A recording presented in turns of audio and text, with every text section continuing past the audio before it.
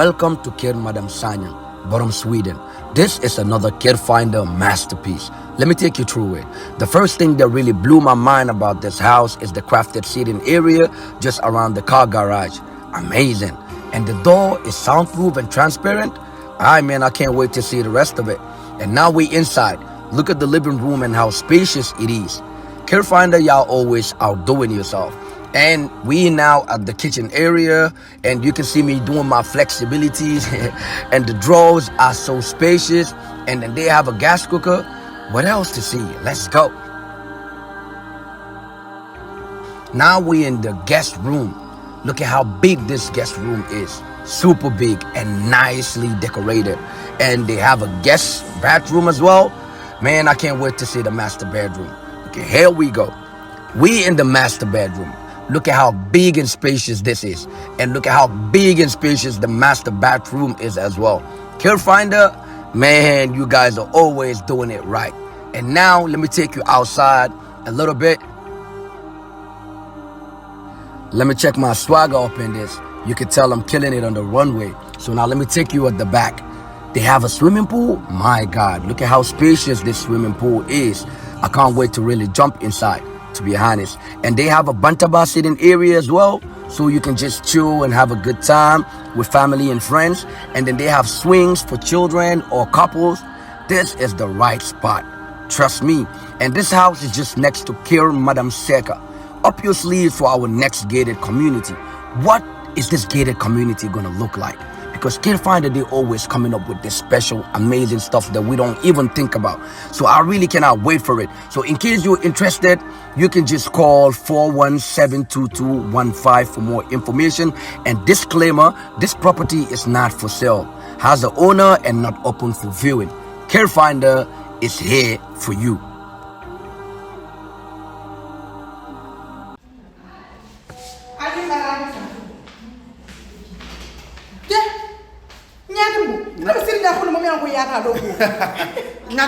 Ngatimbo ntemu APS leti.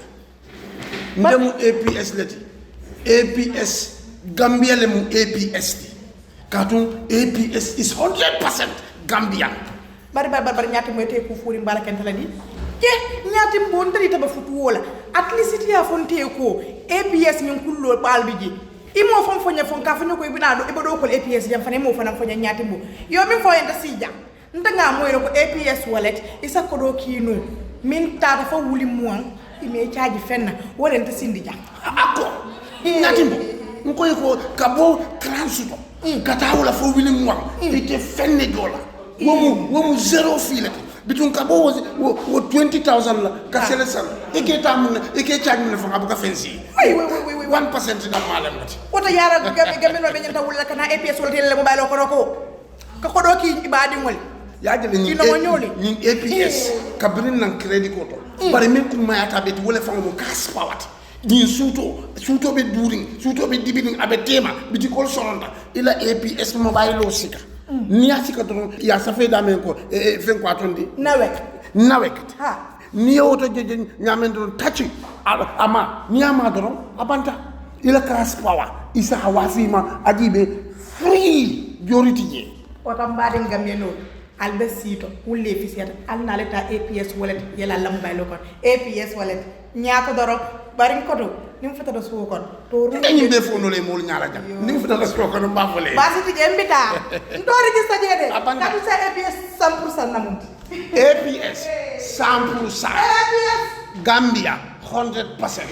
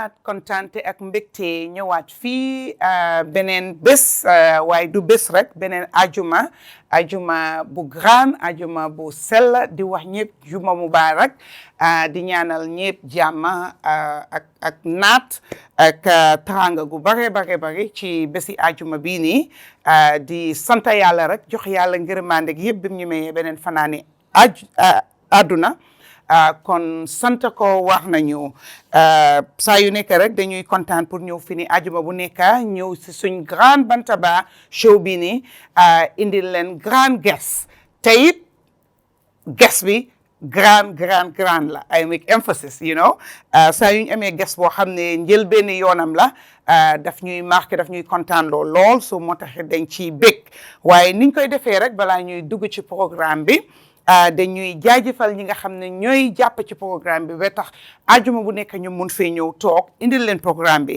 ki ci njëkkee ku ñuy jaajëfal mooy Kër Finder ndeysaan depuis bu ñu jàppee bàyyi wuñ dañ commencé ak ñun te ba tey ñu ngi ak ñun kon ñooñu am nañ solo lool di leen sargal di leen fàttaliku di leen jaajëfal di leen fesal tamit pour ñi nga xam ne yéenay suñ soppe suñ ay fans ngeen xam seen taxawaay si programme bi nii ak si show bi nii kon Kër Finder ñoom dañ leen di jaajëfal li ñuy def rek ñoom liñ dee def moo nekk jaay kër jënd kër sampa kër lépp loo xam ne mooy yëfi kër yëfi laan Kër Finder seen xel màcc na ci lool ni ko buuba suma boos day waxee ika looloo fanan kele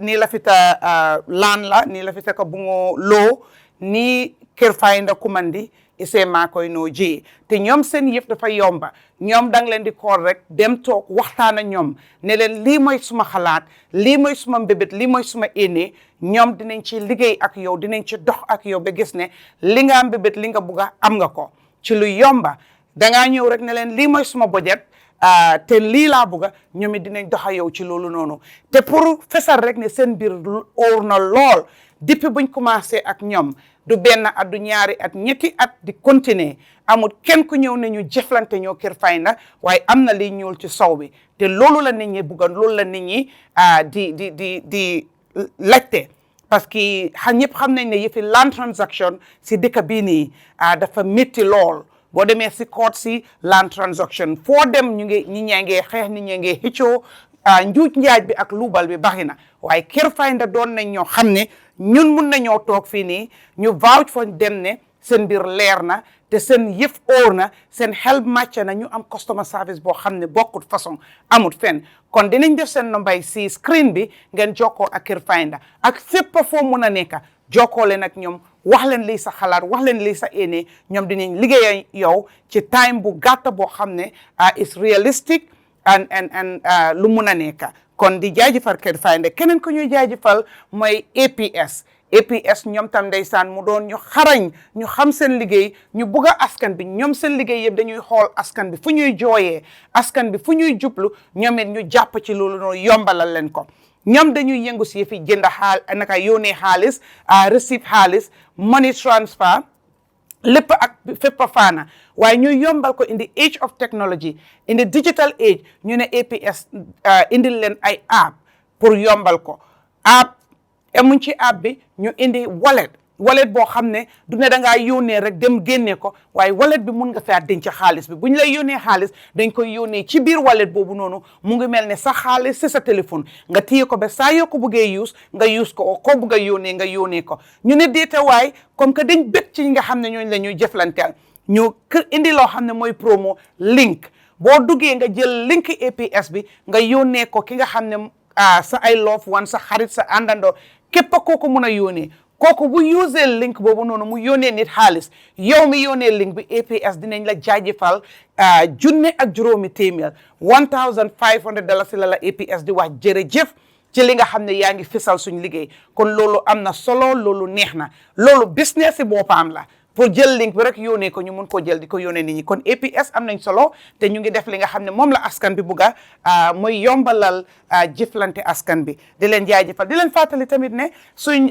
stars yi booy leen di seetaan si Facebook bi stars yi ñu ngi up boo leen cliquer 102 stars rek loolu daf ñooy jàppale stars yooyu dafay wécceeku to xaalis boobu noonu dafa intoon dimbale plateforme bii nii loolu rek a mun a tax ñuy feeñoo ajuma mu nekk kon jàppale plateforme bii nii am na njëriñ su dee ne yaa ngi cee njëriñoo su dee yaa ngi cee am ay leer te su dee ne yaa ngi cee gis yokkute ak jëm kanam kon di leen jaajëfal yéen mi nga xam ne yéen a ñooy topp ajuma bu nekk saa yu nekk di leen ñaanal yàlla kon duñ def dara rek bàyyi ñi nga xam ne ñoom laa bokkal plateforme bii nii suma càmmiñ yu ñaawut yi ak gan yi nga xam ne moom lañ fi am tey ñu nuyoo ak yéen askan bi saafu wante ak yéen balaa ñoo dugg ci programme bi ak ci waxtaan yi Caam tey da nga ñëw rek bulo ey man Caam defati na ko defaat moom nii lay defantee noonam yi buñ nekkee di pacci naka la ko bari waxee bari mu baro de la tay mu ne gars yi ngeen nekk suñoo naka wocco la xaw ma pacca la ñoo wax ci yooyu noonu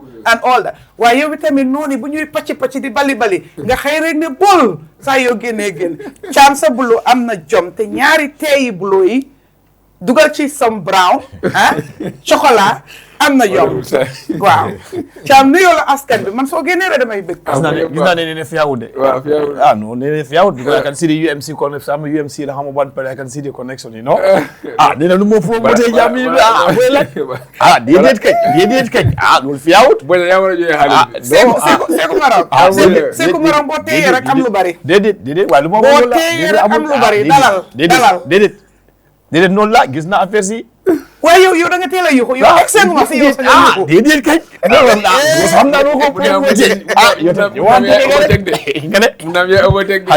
moom yaaxal na ko ba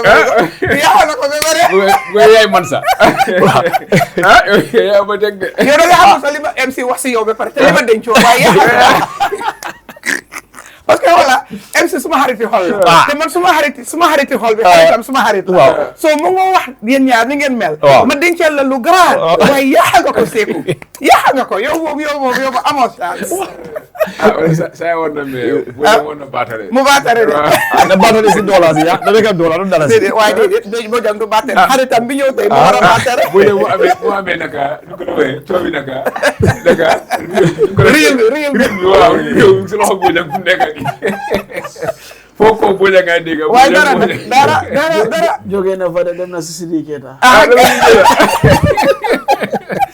waaw xam nga Gambie gars yi bu ñu nekk coow yi Gambie 3 days la 3 days déedéet waaye bii dafa gaaw bii dafa nekk xaaf bii dafa mel ni dafa dóor dalut sa mu rotaat xam nga gobe bi xam nañ loolu si ñun léegi de dañu ne bàyyi 3 days yu coow rek ñu isa beneen ma ne bàyyi seen lifin si yéen nekk leen si coow yi rek si ma bàyyi la nga nuyoo yooyu yëpp nee ne maa ngi laa nuyu di la gërëm bu baax di la sant bu baax si nooy xool si programme bi tam wax dëgg yàlla sa taxawaay ñëpp gis nañ ko liggéey bi rafet na trop Gambie si bari ñu ngi laa naw si sa taxawaay si réew mi waaye da nga bañ koo nga boog ñëpp xam nañ taxawaay nee ne si Gambie ñu ngi ko gërëm bu baax am di gërëm tam suma nijaay muy Bojang Ba moom fu mu nekk nii moo amee rëri dëkk bi waaw wane foog naa ne ñoom lu Bojang dee expliqué xam nga Gambie moo tax soo dee expliqué daf ko la leeral ko leer ba mu leer waaw because at DVD dañ ko dee twist so balaa dara di xew waaye ndax am na lu gën a leer loolu noonu waaw Bojang leer na ma ne gis naa ñu bëri su nekk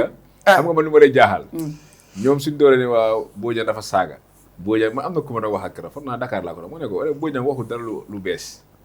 because Mamadou Sabally président adviser wax na fi ne Baro yaa moo gën Baro te mooy advice Baro. no MC scenarios are different. Don't go there. Don't even go there. Don't compare kii nu mu wax ak Sabally nu mu wax. dafa ne système bi ci ñaaw. non. xam nga mu ne. it's not lan moo tax ñu ne jongo la am na. lu si jongo la mooy ba léegi système bi ceeñut. waaye MC yaa ngi bëgg a dugg suma programme bi nuyoo laa exactly dugaangu ci programme bi léegi maa ngi nuyu tam suma broda bu baax Mr Naka Jarga foog naa bi mooy first time ñu toog si benn programme maanaam moom ñu ngi ko nuyu di ko gërëm bu baax tam si effort bu mu jël te xam naa last minute lañ ko informé bu mu ñëw loolu moo laa wane tam liggéey réew la liggéey réew moom doo xaar ñu oola fu ñu la ooyee da ngaa jóg ñëw pour tey bu ko ñuy waxtaan fii yëpp jubluwaaye mun naa uti boo tey yu gën a am solo mooy réew mi lañu di waxtaanee soo liggéey réew kenn ku nekk mën ngaa béy sa waate nekkuloo si office ku nekk sa xalaat sa wax booy wax loolu mooy tax ñu bëri jàpp si am ñu jël lu baax si lu bon ñu teg ko fële boo yëpp liggéey réew la because maanaam moom bokkun parti waaye bu am na time mu nekkee GDC mu ngi UDP waaye taxut sometimes ñu classante waaye ba tey ñu ngi mu ngi xari banque ba léegi so loolu moo yóbbu réew ba lu problème bu ne am mooy ñu neen ñi ngay gis mën naa Seeku ñi ngay waxtaan di kaf sopata yaa ngi saagante fële di xasante fële di attaquante ñu suñu dajee ñu reer kaf waxtaan loolu moo war a am si réew mi politique dañ ko war a xoolaat doxini politique bi waaw di la gërëm bu baax tam di gërëm tam ñu seetaan programme bi ñu nekk si réew mi ak si diaspora bi ñu ne woon ne asalaamaaleykum jërëjëf Thiam nuyoo bi am na solo Bojang Ba sëñ bi Bojang nijaayi jàmbur parce que MC moom dafa jël nijaay bi rek claim ko ndaxte du moom rek am yaayi Joola so ma bàyyee ko Bojang njoomele staff yi ma bàyyi la nga nuyu wante ak askan bi balaa ñëw dugg si programme bi absolutely waaw kontaan naa sis mbe kontaan rin kana jankotek kaca banko kuwola mbenna lun tangol fana jiyala mbenna boda fana kontonna mbe MC kontonna mbe fana kontonna top to bottom ke fatu bottom to top gambian me and of course our parents aning gambian me ngakonni duwala me duwala na nyaton koli be dawoda school principal o lemu fo police o lemu fo juma alama ala yake gambian be lafta men nakada nyato alama o sonia amin melbe palaso to ikajego ke jeeg nyame ala asentol bila sama mako it's always a pleasure sis and I hope you'll have a very looking forward to it. fruitful discussion. Looking forward to it. Baraka Bake, Absolutely. Bojang, Baraka Bake. Duñ def dara rek ñu dalal sama brother Jerga. Depuis my first time nga ñëw underground Bantaba, stepping in for Baye Sonko. Na moom loxo ma jàpp tey ba tax mun ta ñëw. And di la jaajëfalit, ni nga accepté pour mun a step in the last minute. Mooy wane rek ni ko MC waxee sa taxawaay ci liggéey réew parce que toog rek di waxtaanee li nga xam ne mooy yóbbu réew kanam liggéey réew la ci liggéey réew la bokk kon di la jaajëfal di la wax ne dalal ak jàmm ci Grand Bantaba and hoping ne dinañ also tap into the little knowledge you have ñu exchange and ku nekk jàng ci ñi ci seetaan jàng ci kon ma bàyyi la nga nuyu waa askan bi. asalaamaaleykum wa rahmatullahi taala wa barakatuh. alhamdulillahi rabbil alamin allahumma inni ala zikrika wa zukrika wa husni ibadatika la hawla wa la quwwata illa billahi al-azim. maa ngi nuyu ñëpp ku si nekk sa tur sa sant di jiital nuyoo bi si honorable Nene honorable my brother si honorable Bojang ak honorable Saikou di nuyu Gambia yëpp ku si nekk sa tur ak sa sant fu nit munti nekk being in the Gambia mbaa diaspora di la wax ne nag dëgg la te wax nga ne am nga ges bu mag mooy honorable Saikou waaye tam jàppal ne te tam am nga ges bu mag kii mooy Jarga di xale bu am sa cas noppi gar mi ak bëti gar bi di xooli gar mi moo tax du ma gis lu ñaaw du ma bëgg lu ñaaw di caati nag ñaari caatu ko jur mu julu ñetteel leen maa ngi wax asalaamaaleykum wa rahmatullah taala wa barakatu loolu am na solo kon am bëti gar mi noppi gar mi du gis lu ñaaw du dégg lu ñaaw loolu am na solo ñaari caat waaw ñaari caat mu ne ñaari caat ko jur mu gis du ñetteel leen kon te yaay caat la papa caat la yow nga doon caat masha Allah the only chat in the country beneen caata mu ngi toog fii caat yi bari nañ fi de moom caatan dafa foog de waaw moom caatan dafa foog yaay nañ ko bàyyee bi ko ma ni caat la waaye moom fi mu caatam dafa I always wrote in my Facebook the only chat in the country loolu am na solo lool Jarga okay indeed thank you so much kon duñ def dara rek ni ma ko waxee rek tey tam Grand Friday expect nañ am a grand show as always but with a very grand guest koo xam ne bi mooy njël booni yoonam mu ñëw fini bari atoma mabo politique Gambia la politiko to abe mamman kanje bari nyinne mala folo njangoti na Grand Bantaba wala tinambe sewore mbe contendiring pour ka soto jambi pour nga kacha banko kola kol kata nyame honorable Saikou Marong mbe bismillah la mbe folale contente pour ke soto jang bari jandi mbe dunna programme to mbe bulala iteni jubel ya ni mol min kan noma isi ini mol ye nyu kontong ye bismillah jandi mbe dunna programme to voilà abarka baken ni pour ka soto jang nga nako panelist be konto MC na friend wala he's a friend na mi tele nga politiko kale nga nyu sabale ndiata le nga ko be kele right. That's political wala nyam. At the end of the day we're friends. Right. And then ni alasan inshallah maje ku membo was stop la. Mbe boja kontona mabi atamantalo on tamalo because at the time wa kana platform do time bintu le platform to no time woni jata bal be hawla no woni to be dum wala no time to go na platform so be jata bal pour sale manike rek you give them space so boja be kontona no because woni jahabal jatolum gaynde magi bu ñekon ci platform di kuru kala di def lu neka fekk ñom boja won yoon ci suuf so lay boja I like it, at least the big lions will move and the small lions will come. That's growth. But when the big lions just hold on and say we are moving, there will be no growth. When we shake, they know that the big lion is no progress. Exactly. So that is it. So the big lion is back in the studio. Jarika, small brother, Jarika, thank you so much. This is a pleasure meeting you. You know, again, it's been a long time. And imagine wakana so kono le nakakacha ngema, you know, interact jama so, you know. And also, congratulations. Keep it up. You know, I'm so proud of you. You know, this is it. We want the young people to take part in politics, and that's exactly what you're doing. So keep it up. Nene. Naku mundika. Ya murundika. Kontaan tabake. Kon programme ni lay demee saa yu nekk, you know, bokkuñ gis-gis o xalaat waaye jubluwaay bi benn la te ni ko honorable Saikou Marong waxee rek, you know, mun ngeen a am divergence of views waaye yëpp waxtaan la ci dal ak ci respect ngeen understandante, you know, and then move on. Respect each other's opinions, right? Without castigating, without derogatory remarks. You know, comme ni ko waxee MC sa xarit la man dama de soo ne sa xarit la rek na doon lu déggu waaye doone sa xarit la waaye soo paree nga waxal sa borom nga waxal ko lu ñaaw soo paree nga sulil ko ay mbootam yoo xam ne xëj na yow rek a ko xam o bam la ko wax kenn fekkeewul man boobu oyow ma ko xarit loolu ay xariti yaama neex la kon kontaan rek ne dunda ngeen xaritoo ba war a mun a toogaat fii nii te even boo leen toogutee sax you are outside but yéen a ngi communicate kon boobu xarit la ma mun la ko nangul waaye foog ma ne xarit bi na toll na fu ma tolloo moom nay leer non loolu moom kay xam naa loolu moom nay leer waaye xoolal MC moom xam na ma dama leen xamul waaye ñaar xam na de MC naka la MC naka la dina doon sa xarit maa ne o kasa mu jooj nu rek déedéet amul kasa moo yaa ko jox ko sa jooj nu baax na yow bi ko dunda yaa war a wax dama la ko waxal kasa mooy jooj may ko dundal bàyyi naa la ko MC I feel offended bàyyi la you cannot choose spécial nga waaw kon jeex na yow yaay ci mu ne spécial la ram na ma ni wala su paree dafa génn yow la bu ko faale plateforme bi la but Saikou it's nice having you. Thank you. It's been 3 years. Definitely. Sanji Saba covering Itata outside the country. That's right. Coming for the first time. Yeah. I know ne ibe cool follow kan. I know ibe diamula maybe platform also iteni nyomol be nyokan or whatever. But 2 minutes, 3 minutes. How does it feel? Ibe banta, imantara jang cool be kikan, cool be mamanka mol, duamol be killer, and you are out there not in the Gambia. Tell us just 2-3 minutes that feeling. Yeah, Nene, thank you. Abalaka bake.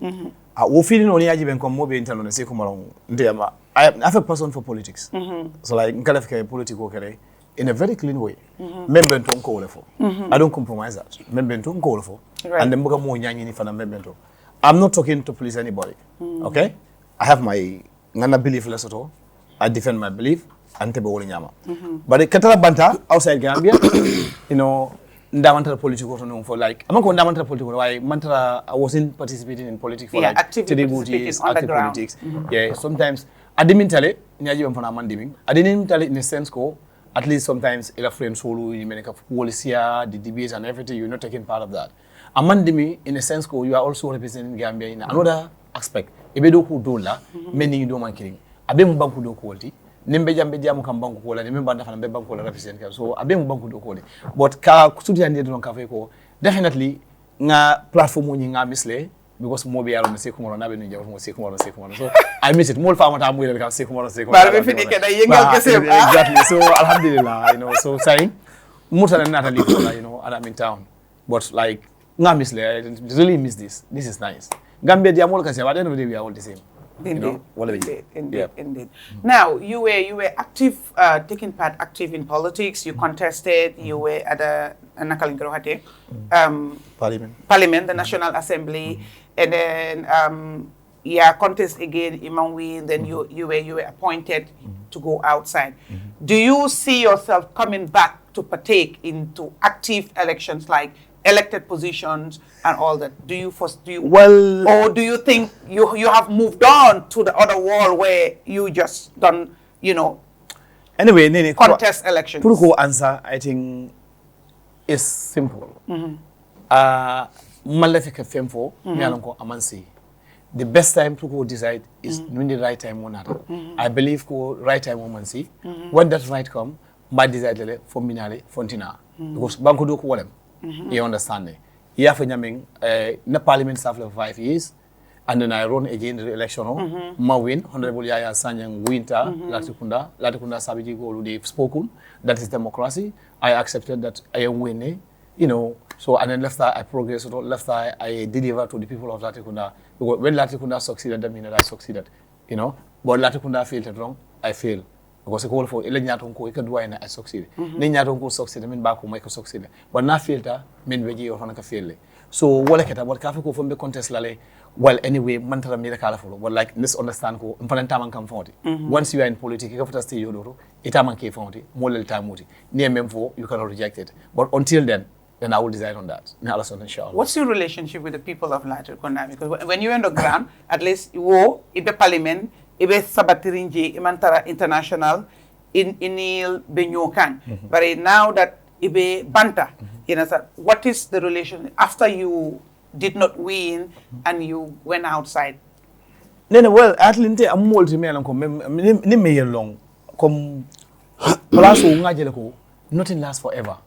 Even when I was in politics and active National Assembly member, I always tell these people, one day I will be called for one National Assembly member. Yes. Amanko, I wasn't expecting no last election I was going to lose it. Now, which was, no. That's what I was advocating on all platforms I'm going to win. Right. But then, man decided, and then, Moka for Alafaniaki, but Fanang, maybe Yaya Sanyan didn't have a better political strategy. Our campaign strategy was better than mine. Well, I win. You understand? But not relationship with people in Latrikunda Sabiji. Inka before mo ko yaran. Ndole ka lala killing. Ika do ngolo me de wonko lo domo. Ndole ka ta campaign killing to. Ndole ka football killing ke. Ndam mo de mo nam fa wara moti. Anywhere you enter down and nimolem. So being away 3 years doesn't mean that fenne kinta or whatsoever. It's still Latrikunda. And it's still this is still Honorable Saikou Marong. I will never come after be Salbanta wala na manta nyinkel nada football okela. Nada sila Bantaba for ko. No relationship with people handsang is the same. You understand? And also inshallah nko dua ala yala alma alaka no faling alaka nanke nka kutumi ala ko mbem fon wara la pour na moli no nsa wara nyaaw nyande mole len kati so it doesn't matter what happened no wallem so alhamdulillah the relationship with people is still okay. How about with Honorable Yaya Menteng? Do you guys collaborate, partner, or do anything for the interest of the people of Latrikunda? Yaya is the sitting National Assembly member. He have never engaged me in anything when it comes to Latrikunda Sabiji in the Kuoto. But then it was politics, not only political because I tell you, he wasn't so much active in UDP politics in those days. I never remember where Yaya engagement because he's a sitting member of the parliament. Right. I have the right to go after Yaya. But whenever I am called to do anything or to contribute anything, I will be more than the word ready Purka contribute, you understand? But unfortunately, woman soto, ni Yaya woman soto. But then there's nothing between us. Yaya is the National Assembly member for Latrikunda. Nga respect le, Latrikunda kule kati ofaya tale, and then I give respect ko be the The only time that I comment on Yaya when he said that he resigned from UDP. Kata UMC, was it UMC? I don't know. MC Mako, MC di wala UMC. UMC. Wala tayo may di na political party la. Looks no ko de oye. No, political nyawago. Okay, okay, right. So until when he resigned and went to that the movement, then I sent him an open letter ka ko remind ko yemem fonte e fane wala ke ko nga UDP jam vale but oh look, I've seen that if I move today. But that's politics. Sometimes political. Oh, you did? You commented? Yeah, I sent him an open letter. Okay. To remind him of those days, what he told me. Okay. That's all. But maybe staff. I've never comment on his political or whatsoever. No, I'm not interested in that. I always want I succeed. If Yaya succeeded, Latrikunda Sabiji will succeed. And Latrikunda Sabiji, if they succeed, then I will succeed. That's me. That's how I want my people to. But now, Nia Foko, ikadua por ay succeed because na succeed Latrikunda fanang be succeed la. Exactly. Ite be nunje follow. Yaning ate be contest. Exactly. At least natara ku killing o fulalem ite le ya long ateti assembly kono yaning ate be dun na ye. Ite man na ye tam naka fulanjango atenare saying nimmoko munate na rafala ko ame engage parce que na doyata yi experience demanding soto je not demanding experience ba I mean we just saying you know I know understand exactly at least because ni afo ko nga experience jama soto mo wa fala Jonathan molbe nunje mi ya soto ite exactly that's right just to be humble ni not tara demanding nem fan ya soto le ise min at no o nia diala o ni nal kachata wo fe wo ba ma koyla amanke ko pour ate bari pour Latrikunda constituency ite yemin love nung yemin saf nung tam killing il lafta nung pour ke saf tam fulala bari alaya nake ko ima soto you understand fo wo imang wo keno pour ka engage ka fo okay kaberente nunje ñenni lafta nun ñinkela ngamira ko niye wo continue o niye wo jube ntolla mol mimbe Latrikunda ibe benefit total ibe fanje la je jani for nimmo ya fo ko munate e fo ko annene man engage for niye ku beto soto for iteta engage no la aliye do ko ke pour Latrikunda mol yeah nena ngabe that's very important I can't try wala ko na ya manta engage ndanyata ya engage for the benefit of Latrikunda Sabiji but you have to understand the political landscape abenu nyame mo time like ngafata stage yo me anko you feel like nibe UDP you don't want to engage NPP because you think NPP government for later like he's eyeing your seat. But you know how it is. When you're an elected official, you might think, even not directly, but you might think, you know, behind you go, no, Honorable Marong Belflele Kanaka Deputy Otisama. So I will call over he might use that one against me in the future. So maybe I'm comfortable to see that kind of a perception with people, a lack of trust. Yeah. And that is an issue in our politics, you understand. But Tonya, but if I start pushing Yaya up to that level, I have an interest. Election when the right time will come. So I leave it open to him. Because I tell him National Assembly member, he's the one representing Latrikunda Sabiji. Not I feel Kotonya, Honorable Marong in Parliament, he spent like 5 good years. Let me just reach out to him. Honorable Marong, this is what is happening. What is your idea or what's your advice towards it? My advice, Lily, in a very respectful manner, and I make a one-on-one that I'm not the somebody man who name in Diamu. Come like near I don't do that. I am just too civilized for that. Ningamen discourse personal is going to be personal forever.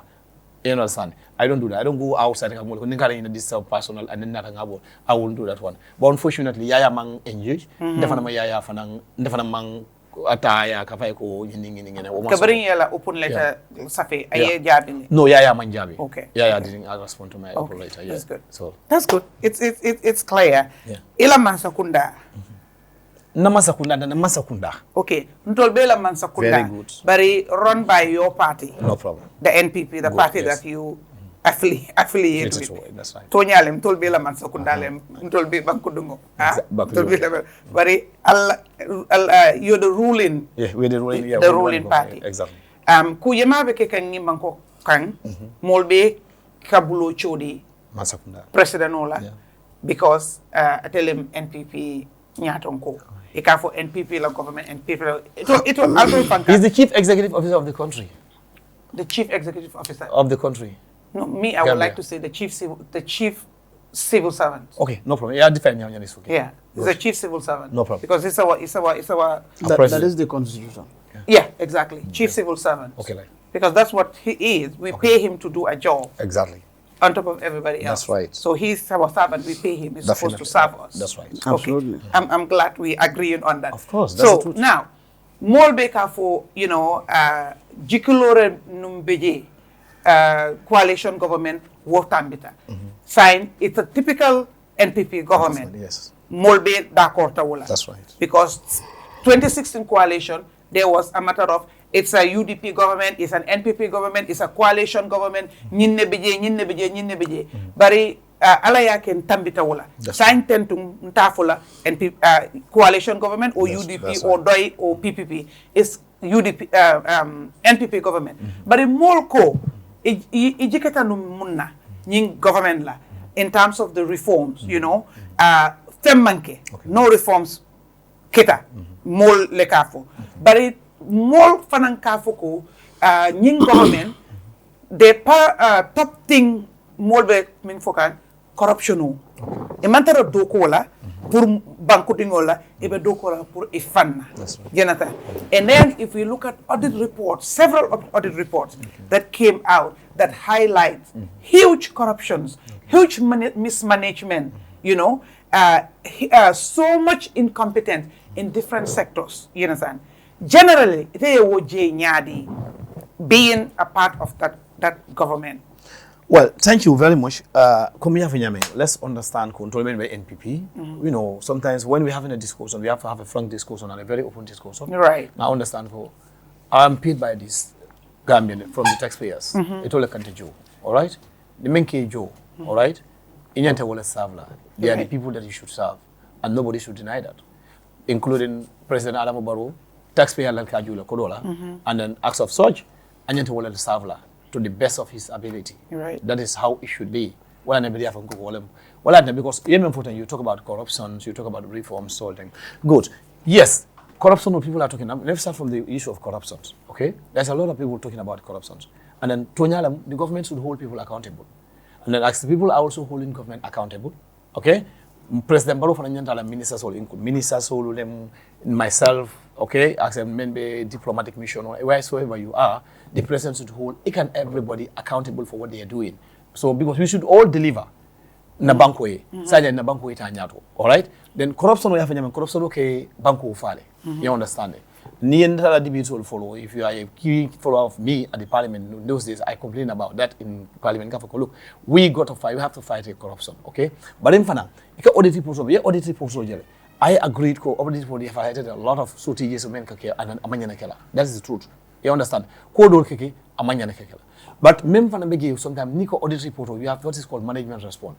Mojama Fana begi call oversight. We don't want to. We are not interested to discuss about the management report response. Which are very important. Da amanya natinanga foko audit report on attending. It's important. More okay, and then they come with the findings. Those findings need to be looked at very, very, very well and see. The monarchy nola purkajako men even those men are involved in it, they should be prosecuted. You know. But if I come with some kiti or like kiti in the case some mile to mulka fanyame, then go teach. Doing that again before you balanga take it. For enough evidence against that particular guy. Procedure. And you see there's a lot of files. If you go to Minister of Justice, there's a lot of pending files. They're still looking for enough evidence to prosecute. And the government is doing that one. So there are corruption mumfa. There's a lot of things that have been highlighted in the audit report. But also, let us not forget that there was a management response to that. Let's look at that one also. You said, and then we compare and contrast. That will help. If you talk about reforms, yes, definitely. 2017. Binga masa kunda fali. You know, malawla kala wolfu nga di muna jen. No, it's okay. Okay, 2017. We do both, right? Binga masa kunda fali. Ngamasa kunda fali ko from.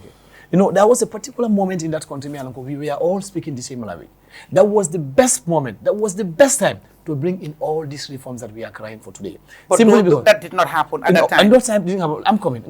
So menketa, what happened for another statement now? There is a political divergence. You understand me? Every political party is looking for their interest. You understand me? The UDP looks for what their interest is. NPP look where their interest is. The other party also. This is how it is. So now, all I'm saying, some reforms are very, very difficult. But despite that fact, you see there's a lot of reforms also that are happening. Security sector reform, still there's something more therefore, you know, people have to understand. Security sector reform, what exactly do we mean? We don't just mean security level. MC Cham is a police officer. No, it doesn't work like that. Number one, the first thing that you do, you work on their mentality. Hey, you are a soldier. Soldier responsibility is to stay in the barracks. All right? You are a police officer. Police officer responsibility is this. You are immigration officer. Immigration officer responsibility is this. Prison service officer responsibility is this. But Nimco reforms all. Here, when we talk about reforms, like say, Nimco security sector reform, everybody will say that many more fast, they are still in the system. They don't take by that. But this is a process, and then I'm quite sure now what was it that they will go. Those are all reforms. But you don't just jump overnight and I'm quite sure. And most of the moment Ibulo notary. Yeah? And you'll be prosecuted. It's very slow in implementing some of these the manner it is going, the pace is going a little bit slow. But in Bafol a slaughter, but inshallah, surely it will definitely happen. Alright? That is how it is. But overall, Saikou, we all of them want to go hif do ko ne rahasul. No, why? Right? Why? A slaughter, but inshallah, Yeah. abe happen na. Yeah. We all live by inshallah. So be yalla bahna. We all live by that. But then when it comes to governance, when it comes to administration, it's not based on inshallah yalla bahna. You understand? So be yalla didn't happen. People will tell you, 8 years, 9 years now, you still telling us we are on it or it's a process. Yeah. Now, if you tell me in terms of the police that you give example, you change the mentality. But somebody sitting there and watching right now will say, what is Saikou talking about? There is no change of mentality because it's the same personnel that used to be there during dictatorship. It's the same people, right? It hasn't changed. But the actions also, we still see police brutality, right? We still see the way they treat people. Not too long ago, they recruited hundreds of police recruits. And they came to be the worstest of all. Okay. You know, because you will think that in this day, the training that would be put to those people, right, they will handle, the encounter with people will be different. But when you look at images or current happenings of those people, how would you justify that there is a security sector reform and their mentality is being worked on? Okay. That's good. In those days before this Mansakundabina, the previous government, you see soldiers are taking part in everything. Okay? Now, hardly you see soldiers doing that. It's very rare. No, since 2017. No, exactly. Soldiers will be they went back to the barracks. Yes. And you see they are very, very professional. Police for everything. If there's a yeah, exactly. Because No. Ibukeje. No. You do totally. Soldier will But Ibukeje. yeah, because but I'm quite sure that they're doing their job. Okay. I'm just asking because they are working. If you want to know whether they are working, you engage them. I know that they are working. Okay. But if you come to the police, you're talking about the recruitment of the police. All right? Police recruitment is not to brutalize a citizen. Always. Every citizen should be respected, regardless of who you are. Even handling a crime like or whatsoever, the handling of a citizen matters a lot. Let's handle them with care. Let's protect everybody, regardless of who they are. But also, the citizen will find it is upon us. Na duty them, na right them, kajeko. None of police officers or our people in uniform give respect. We give them utmost respect. Na work acts together. Now, lonko. These police officers want to let us all kono. They are our brothers, our uncle, our aunties. We are all the same. But also, police will find when they are handling the citizen, they should handle the citizen with care. Kajeko, look, this your own brother, but Nikoko, there's nothing memorable falling. That is absolutely there's a lot of changes. Mafoko, a baker like Kalanyame. Women Fotongo, Concord General na Morola, na Nebuloku, Governor Morola. No understand. But the Moro Doveji, Nini Buloku near the Makaka position of the man at the end of the day, it can affect you. You have to understand that one. It's a Moro Doja Bulo no what a position of whatsoever. That blue in the Kula I said, but they say jams make black man. No, that's not. No, jams is just jams. Whether black man, white man, jams is just a jams. So that is it. So abolinya, but in at least steps out. Mansakunda steps will take though they could be a little bit slow, and then Mansakunda look. Let us fast track some of these states. Ngajeko, Kodul Vijayanko Iteria, but it requires a lot of processes. And then Mansakunda will process all and then not even only on security sector reform. These are civil service whole thing, civil service phone whatsoever. There's reforms going on. You understand? Sometimes, we don't only have to look at things at a political perspective. Sometimes, as a country, we have to grow more than that, above that. At a national interest, at the national level, we all agree on it. But we agree with this is where we move as a nation. But every time when we want to be negative about everything, it's not going to move us anywhere. So, what do we do?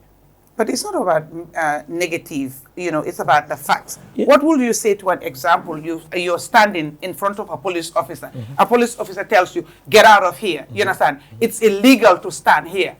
Okay? It's illegal and it's unlawful to stand here. Your response is, I am not illegal. and I am lawful. Okay. You arrest the person, detain the person, remand the person in Nile 2, and you are currently prosecuting that person for responding to utterances that you've made. It's happening in this country. Okay, unfortunately, you know what happened? Sometimes, I'm coming from Moriangele, Ning police will not have a do kola. Don't interfere in my job. Do your best. Now we move. You understand? Move away. Understand? Then the fact, remember in the bank of Kenya, we have to be honest. It is not my wish or it's not my intention or whatsoever for a police to brutalize any Gambian. We are all brothers. We are from the same street. We do this everything together. But for the citizens, when the police are doing their job, they can move. Be done. Let them just move. I can't confrontation with them. That is not right. Move them. Please step aside. Everything calm down. Go and engage that particular police officer. Officer, move. Let's have that kind of a discussion with our police officers. Let's see them as our brothers and our sisters. They are not our enemies, and we are not their enemies also. Are citizens supposed to abide by unlawful orders? No, unlawful orders in which sense? If you say unlawful orders in that's what I say, because when, okay, I mean, a public Jams space. is jams. Unlawful orders, unlawful orders. Exactly. it doesn't have to be specific. Yeah. Unlawful, because we all know what is unlawful, we all know what is lawful. No, if you tell me... the police also, they're guided by an act. Exactly. And the act clearly tells them, you should, under no circumstances, take unlawful orders. That's right. You should not. You understand? Exactly. So, you cannot hide behind it. For example, okay, a public space.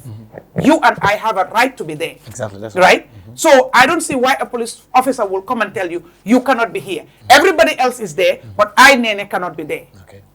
You understand? Okay. So when I tell you, no, I will not go because everybody is here and it's a public space, it's not a private space. So why should I be brutalized on that? Yeah, no, okay, Nene, if that happens, yes, it's wrong. Okay. Because when everybody is standing there, you cannot single out Nene, okay. Make sure everybody is moved. But you don't have to single out one individual. That is wrong. No, it is wrong. Okay? Because Niba move, tell everybody to move. But you cannot single out one individual. Move. It doesn't. That's not right. Yes. They know how to play with what. I want something to be clear here. Oh, before I will be coming. Go ahead. He talked about security sector reform, and he said the first thing is mentality. That's what he said. I want him to elaborate more on that, because he said the first thing is mentality. That is an academic position or his opinion on how the security sector actually happens. Well, I think Bojang Bemem Fokang, Kanin Kamena, called the mentality. Ninko mentality called Ila Miro. Come police or Miro. In institutional better than Yame. Put ya understand ko. It all they are in a uniform. And these people are citizens, they are not their enemies, they are their brothers, they are their sisters. This is exactly what I mean ko ila mentality. Wala ko ila miranya to sit-ins.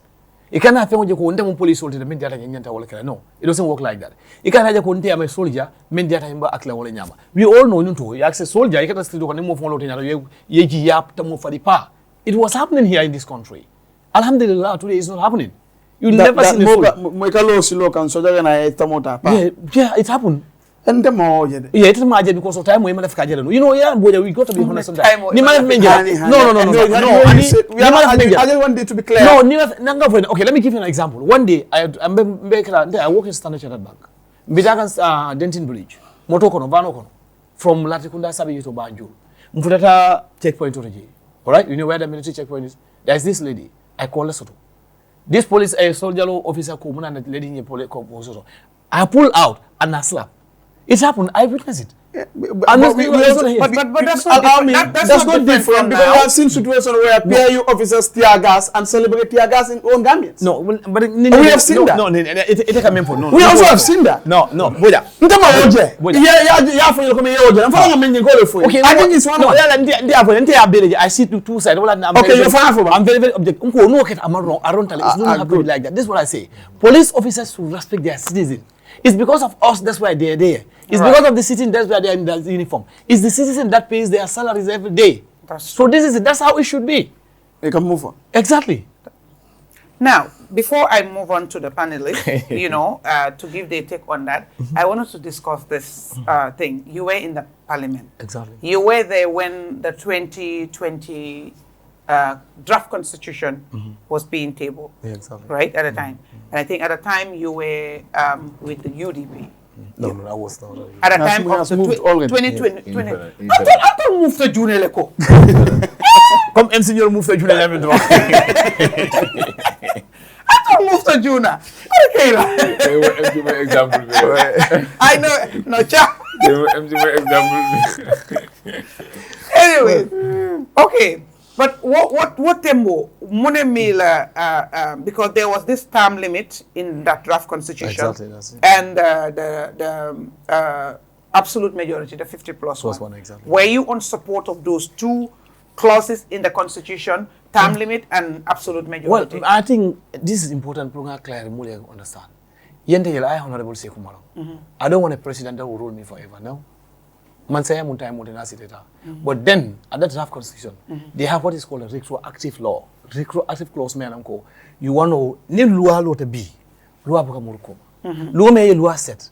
That's when the law starts into effect. You understand? Yeah. But you never, there is nowhere in the world.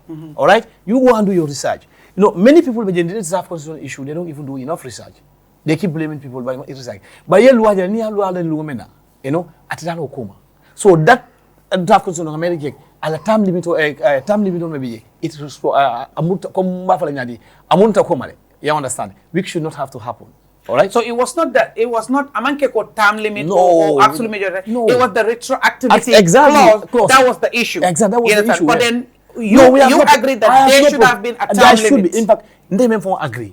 When this coalition government now since 2017, the first thing they should do was to amend the 1997 constitution in two key areas. Number one, 50 plus 1, and number 2, the term limit. Or they should all be there. Because I remember very well, Honorable Halifa Shala, when they didn't bring in draft constitution, Halifa says that, look, let's amend the 1997 constitution. Instead of having the new one go through all these recorders from quoting, and then nobody listened. And then in those days, back in 2017, we were all speaking the same language. Things would have been very, very, very easy. What time? Because time we may find you NPP, UDP, but how come Halifa's proposal of amending was kicked to the court? But then they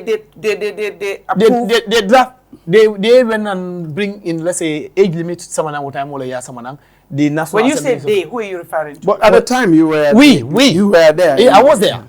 That's what we do. Let me say. We then amend the term limit. All right. No, not the term limit. The age limit. The age limit. The age limit we amend.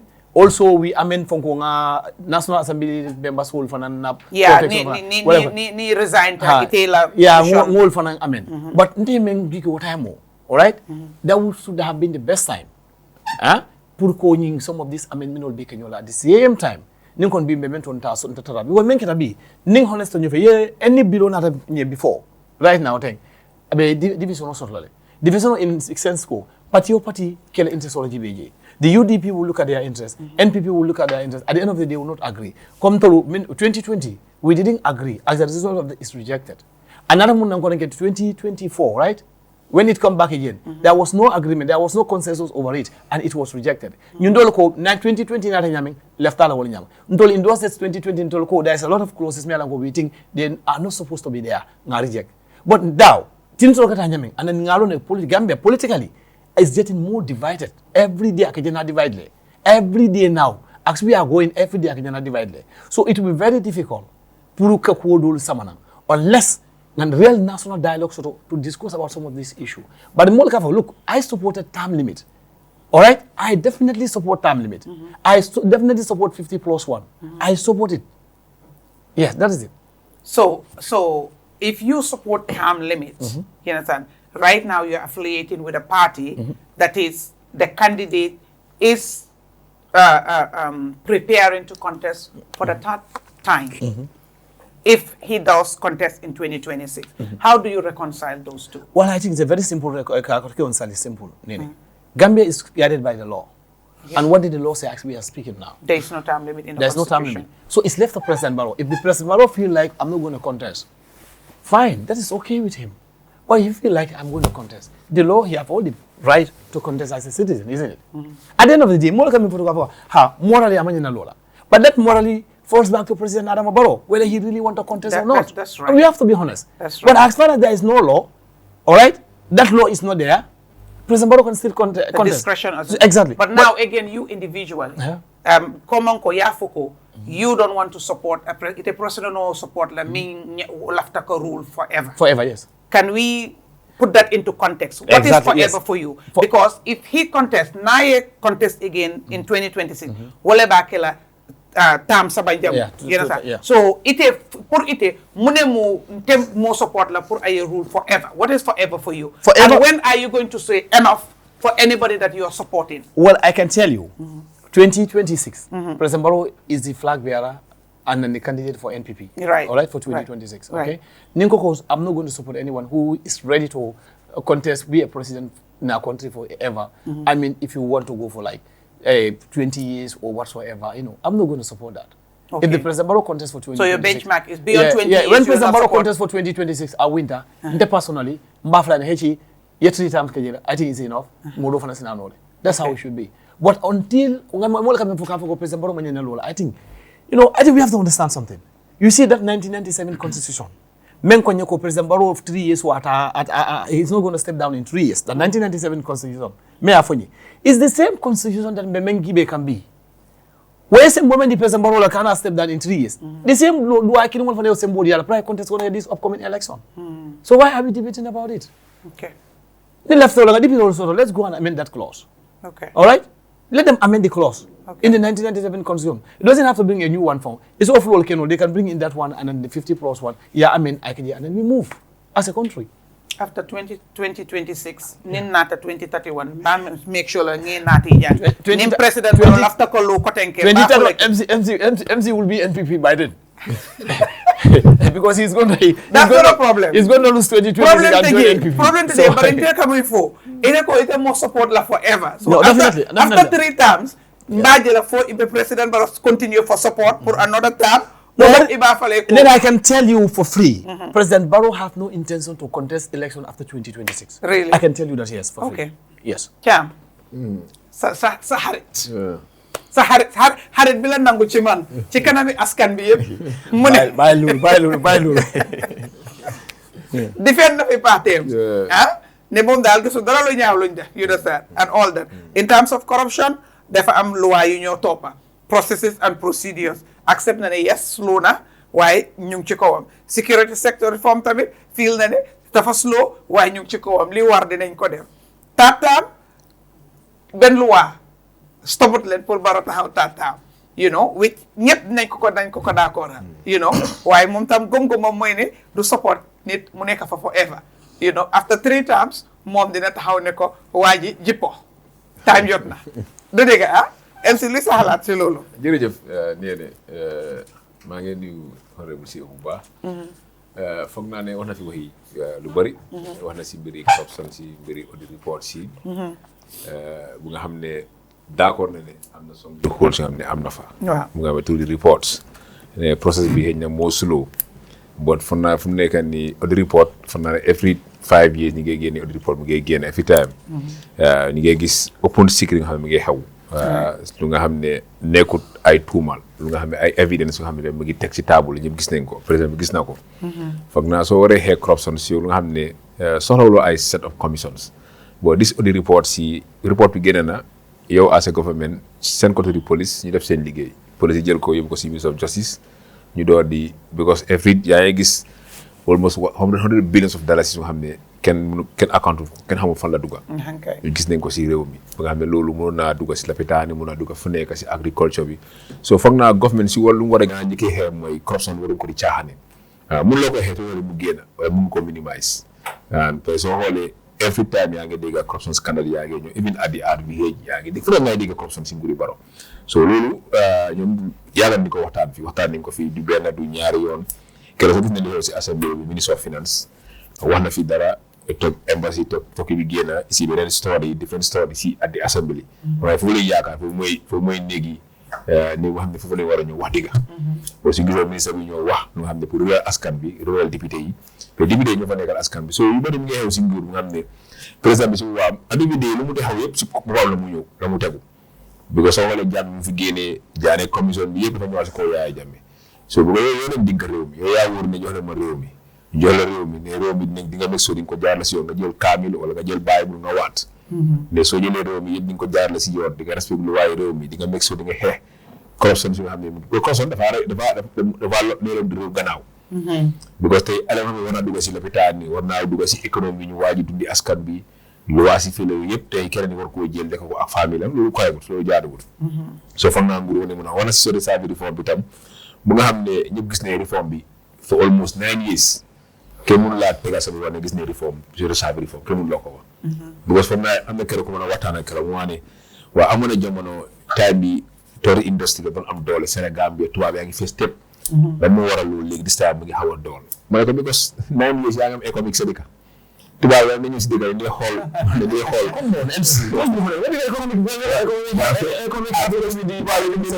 country country ma même économie for 9 years yaa ngi am Sénégal soldiers ni ngay gar sa state house so loolu da nga di ko bàyyi xel because tey soo xoolee dëkk yi dañuy xool loolu tubaab yi mu def si dëkk dafa xool dëkk bi yéen a xool bi xam nga loolu su ma war a ñëw am benn tubaab bi si léegi war naa mën a xool service war naa mën a xool électricité bi war naa mën a xool service war naa ko mën a xool bu ko dëkk xam ne mi ngi am économie mais dëkk bu amul jàmm loolu mooy dëkk bu am jàmm dëkk sa sécurité yi ñoom ñooy contrôle dëkk bi loolu mooy li olof di wax rek fu tane am rek wéeru yaram waaw so automatiquement loolu waaw so right now suñu sal time nii Gambia this economic bi war naa mën a nekk thing of the past war nañ ko mën a génne bu yàgga within 3 years war naa mën a jee all the reforms yu gars yi Barrow ak Gambie si contrat Gambie ak Gambie si moo ko 3 years la waroon 3 years bi ñu jox Gambie si commission bu es ñu reform si ñu soxloon ceeke bu nga xam ne dañ ci soldat bi comme ni ko Bojang waxee mu ne am na soldat bu mbéj wala am na soldat am na PI office xam ne di nga tiyaagaal yi ko di ko célébrité loolu ñu ngi ko gis fii tëkk bi fii te gis na fi police naka waaye bu yàggoon nii la ñu am MC is it Madiana la xam nga Madinari la incident bu police biñ arrêté kenn ñu naan ñu ngi ko téye waree ba keneen imagine kii ko téye fii kii ko téye stamp ñu ñëw rek kooku noonu stamp ko we all saw that waaw gis nañ fii Fatou xejul fii gis nañ fi police assistant seen waay fii ñu dem si political events yi gis nañ ko fi ñu daka seen ay banners la nga xam ne xewoon time yi jàmme gis nañ ko fi jabari police yi yooyu ñu ngi ko gis fi soo kon dafa mel ne dara soppeeku dafa mel ne man dama ne fi laa ko defa fii ma ne Yaya Jammeh moo fi génn ba système ba léegi moo fi nekk dara cëru lu yaa doon doxalee réew mi yëpp moo fi nekk xëy na ragal moo fi xew am na ni nga ragal bi ko xëy na nga def dara élite bi ko sol léegi technologie dafa advance dëgg nañu vidéo ko dincal la ko élite commission am wala tiyaarage wala am ici la ko tegal la ko ne yaa nekkoon nii yéen loolu nga ragal xam nga tay bi Jammeh sax kañ la social media di am si indi bi la tay bi Jammeh la doon ñu am ay Facebook bu Facebook doon am rek Jammeh am na problème time bi ñëpp ñu focus moo on pandémie freedom so loolu gis ne la affaire gën naa yaatu social media am na rek Jammeh doon am problème so wax na si mbiri condition bi ñëpp xam ne condition bi mën a may blame di coalition 2016 2017 boobu ñëpp laa dee blame because moom dafa am tañu xeex dafa am tañu génne fi Yaya Jammeh ok tey suñu war a ñëw ba jëlee jël neen réew réforme si nga xam ne loolu daay soxloon lu si ëppoon mooy électoral réforme bokkoon na si ba am ñoo xam ne ñàkk na seen ay paquet nu suba sant yàlla na yàlla yërëm so ñu am tam ñu xam ne tam ñu ne dañ soxla benn personne fi nekkaat foofu mooy 10 years in office loolu gaay daa ko ñu loolu gaay campagne ñun sax ñu loolu lañ campagne ñun jiidi si ne Yaya dafa overstay Yaya Jammeh du tax mu gën fi génn rey yi dóori bokk na si de wala tam overstay bi tam bokk na si toog lu yàggali lu bëri wane ne waru am benn personne xam ne dafaa toog mu daan 10 years loolu gaay campagne ñoom ñëpp ok so bu ñu ñëwee léegi ñu ne waa su nekk suñu jëlee réew mi nañ jox Gambie si condition bi export condition bi na am term limit dina am absolute majority ñu campagne ñu jël réew mi wala bu gaay toogee defuñ dara kenn ku nekk mu ngi fixe sa bopp bu ko dem day wax ne jamono boobu ñu mer ak ñu xiif ñoo ñëwoon together bi ko ñii mer nen ñii xiif nen ñu ñëw together ñu génne fi Jammeh bu ñu génnee jàmme so si bi nga banga boka si ñu mer yi la wala yi nga boka si ñaar yi am na fu mu war a bokk. waaw dañu boka si fi nga boka si ñu mer nga boka MC fan nga bokkoon ñu meri dañu xiif. ñu bokku noonu coalition bi yow campagne GDC bokk loo min coalition ñu mer ak ñu xiif ñoo bokkoon. ok ñii mer so yéen xiifu leen yéen meru leen yéen lan ngeen woon dañ ñëwoon pour gis ne am na ñu système bi change na thank you waaw système bi change na is doon nañ Gambie luñ soxla ak lu mu promise Gambien si def nañ ko wala ñii leen ñëw bu gaa yi ñëwee ñoom nee ñu door ku nekk fix sa boppa ñii fix sa bopp si ministère yi ñii fix ku nekk fix sa boppa ñu doxal ñu pàccoo affaire bi benn amee la gaay def ñaar la gaay def ñaar leen def benn bi ñoom la fiibu député yi beneen bi ñoom mu fiiboo government bi ñu change the age limit bi tey seen boppa waaw beneen bi mooy léegi suñu la daxee sa parti sax ba tey da nga nekk membre parlement waaw section 91D bi boobu so su ma la déggee ñoom liñ njëkk a jublu mooy toppatoo seen boppa moo tax man la ñu mel not askan bi so loolu laay wax nii bi kun ñoom ñii moo tax mistake bu mu woowee ne chief executive officer waaw because ñooñu loolu mooy seen liggéey instead of chief servant waaw mistake de so wala sar nga so foofu laay expliqué léegi ñoom ku nekk fii sa boppa ku nekk yow lof fii bu def ko léegi soo suñu la daxee sa parti da ngaa fi maa ngi ko fàttale ko sax time boobu bu gaa yi bëgg a ceeñee red clause boobu Kande si bu waaw am na MP bu mu koloon si MP UDP mu ne leen bu leen laal lii lu di soo leen ko génnee baaxut loi bi di si bu leen foog ne yaaya ko fa def pour dooleem wa de lii dafa baax si politique parti Gambia yi ñu ne non loi yi baaxut ibi suñu on député GDC moo ko soko det di leen Demba Sow waaw Demba Sow moo ko yaa ngi ko fàttali Demba Sow moo ko def waaw Demba Sow waaw moo def loolu moo ko songande bu gaay kana ko téegul Samba Diallo NRP moo ko téegul Samba Diallo table the section 91(1)D. Wow, Samba Diallo. Yeah, the other one was table by the executive. Wow, no, bilawa, same boss lawa. Section to change that's wow, section 91D bobu ki moko table Samba Diallo. Seconded by the late Demba Sow. Ñom ñoko sengone gaay génné loi bi. Amna ben MP di mëna wax ak mu ne ma luma gëna ci suma life moy def section bu génné nonu. Because lolu dafa weak party.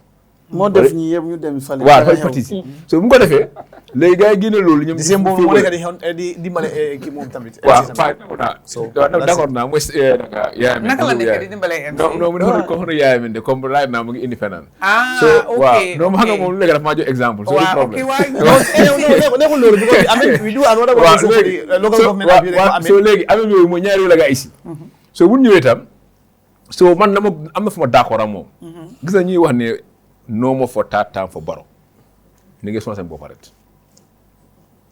Barrow soo ko bëggee aaye bu mu dem third time noo ko mën a aaye mooy suñ carte yi to the ballot box du génn mbeeda du coow si dëkk bi du wax loo mën a wax ni waxtaan naa Gambie si ne ñun suñ contrat ga Barrow mooy lu waxoon Gambie si mooy benn président toog for more than 10 years and dañu Yaya Jammeh am na fi 20 something years Jawara am na fi 30 years so dañu soxla président Mohamed du romba 10 years mooy suñu carte yi loolu lañ ko mën a stop but the condition bi loi bi daf ko may mu dem for more than 20 years sax si condition bi la nekk so nekkul ne da nga ko war a stop da nga dem si mbedd bi yow da nga ne 20 El Hadji Bambo mu ne 75 waaw 75 loolu lu nga ko mën a stopee man dama ko def always gis nga 2016 nu bu ñu campagne loolu waxoon Gambie si ne mooy soo leen bëggee jàmme am fii ni nga ko mën a amee fii mooy suñu carte yi yéen a ko jox carte bi muy win léegi xañ ne ko carte yi mu daanu soo leen daanoo ñu am time limit su bëggee am time limit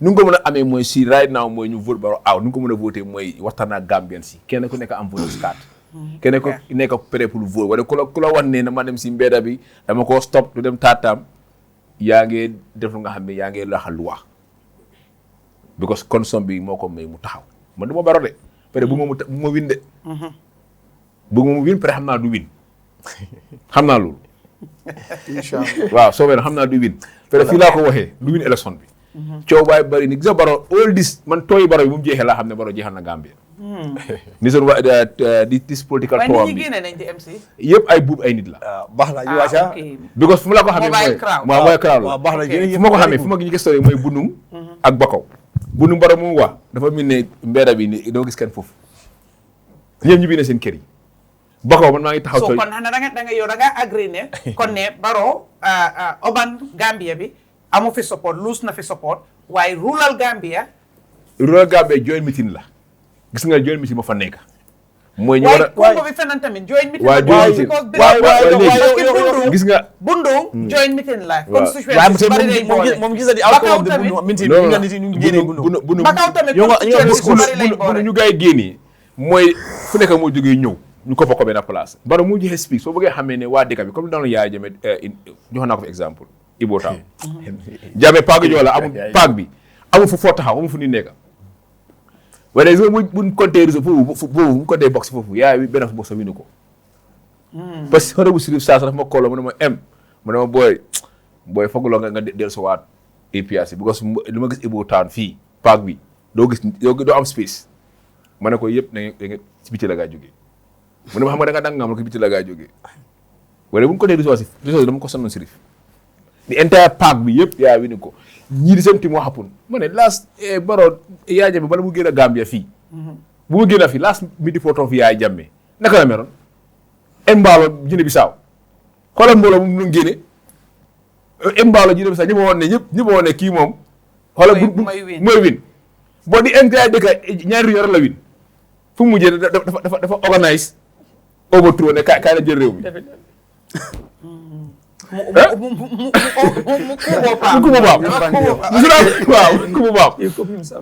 su ma fàttale ko tamit Sénégal seen élection bi Ziguinchor bi fa Amadou Ba demee waxala Amadou Ba demee ñëpp dañ foogoon ne Amadou Ba dafa ma ne Ziguinchor dañ taale Facebook am na ko ma koloon so you I think MT you are still living in a dream no man la evidence la ici ay facte la tegal ne evidence yaa ngi nii understand nga moom bu mu taxawee ak Yaya Mente daf ko wallaay mu ne moom Yaya amul fi Yaya war a mën a wini King FM la ko wax maa ngi ko déglu parce que moom booy bi understand nga so kenn ku nekk da nga borom bu mu taxawoon dafa taxaw Ibo daa mu ne ku mu sa morom duma si may élection si am naa député yaa ngi nii kansilo yaa ngi nii gofana yaa ngi nii ku mu sa morom duma loolu président bi waa amul ko may loolu lu tax Barrow wax loolu misi di Ibo Town boobu dafa fees tëb ak nit crowd bi Ibo Town Barrow fu mu taxaw mu ne la léegi meew bi jël naa ko sa loxo ga ku mu sa morom duma because Ibo Town dafa nekkoon nekk waa Ibo Town na nga jël tali ni jële fu nekk koppa ko ñëw pare ñëpp xam ne nguur su ootee tiisaat yaa ngi fële mbaxane ak inducement bi xaalis bi ma ne kaay président so pour yow daal si gàttal crowd competition bi does not work anymore bokkut fenn xamul gën a am solo gis nga ñu toog si kër yi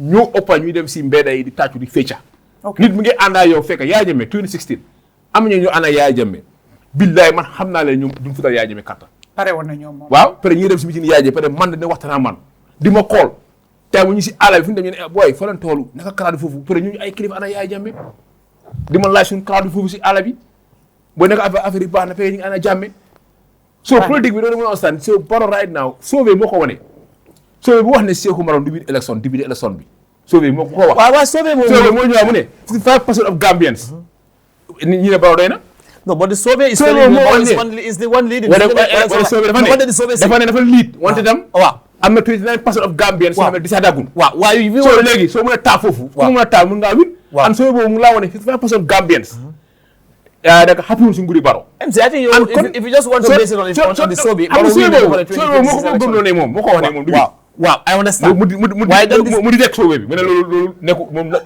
mu di yegg Sauvé bi ne amut Sauvé bi ñëw mu am mu nekk trou and the same Sauvé mu ne Barrow am na 20% waaw or 29% la Barrow am mu ne Barrow is leading but is leading wala mu laa wan ne am na option of 29% of undecided voters exactly kun àndal mun ngaa win and undecided voters soo ko bàyyi xel duñ votal Barrow MC, come on. Where do you base that? I can help you. If people are undecided, even when you have power, you are the one serving, you have chance to perform. They are still undecided. Logically, it means they have a chance to go elsewhere because they are not satisfied with it. Exactly. That is what MC says. No. Yes. So now I want to come on some areas. MC. For audience to understand, parce que ntolka diam Gambia no le toyala. President se bono banko to amanke. Because kalte fayo da Malian sekeno. Loi section 67, your section 67 ko president se bondi no le. Parliament se president o kiti no le bondi no. Ning president ye kuke. I'm not naming any name.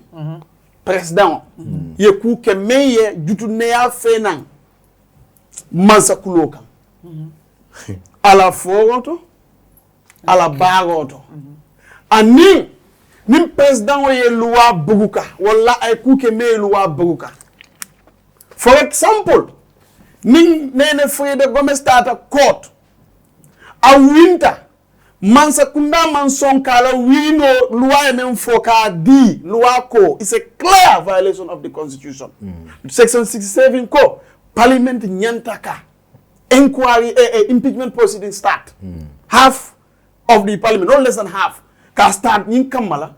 The first thing president or ya vote men Kamala among a term limit. In fact, constitution a term limit totally. Technically, term limit balale. Munen term limit. Wolem dandula nyanta kela daming. Constitution o ye dandula di mansakeola anim poliso aninte. What dandula wale ka legitimacy dilela, wale ka legitimacy taibulu. Ni a constitutional violate aye dandile. Because technically, constitutional bigye to make you a more safe.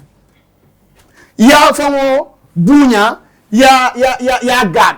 Ni ma gad dandula ay wali itandila wala ngako. Ni election man si andu yenyinke term limit tige dandula do muneti parliament nyanda ke bondile. So yes, technically there is a term limit if we have a functional parliament. Not like their parliament and this one. The fifth. So proof can generally understand ko. Term limit of form of the constitutional tole. Because near my term, wale dandula, luaye dandula dile. Jumal mune yanda kala presidenti, ani jumal le manyana kala presidenti. Ni bije fana yanda kala mune ke yekelo presidenti luaye bambu, ani ni bije ni presidenti ba luaye me bambu ni kamala yo luaye bukale. Technically, time limit be all in So that is why I go. More men kata banda ka president fundi time limit. Am along. Ha, it's all for no problem. But if I don't say more after more ko, luato defend the parliament say president bondilo ni. Ye bora arrest. Ye do arrest. Itata court ya ko ala jo nangam la. Ala mo balo di ala ema okay. Lua ko ye lua yente bukala anu nte takala ikoma. Nte mafo lua le ofo.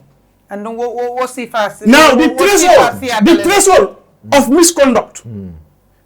For example, nim mansakunda ye kontrako di mola.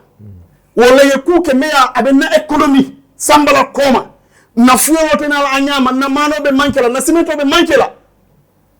Nim mansakunda ye onyatonka luwako 667.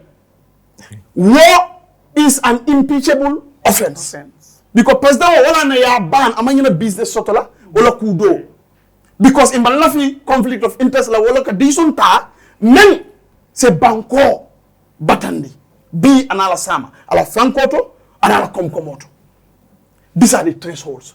Hani man tambi kudo la. But for us to know, yes, you can say is character fire, but yes, the parliament can do it even if they want today. Because the thresholds, evidence will be here. Nene ye jole baite.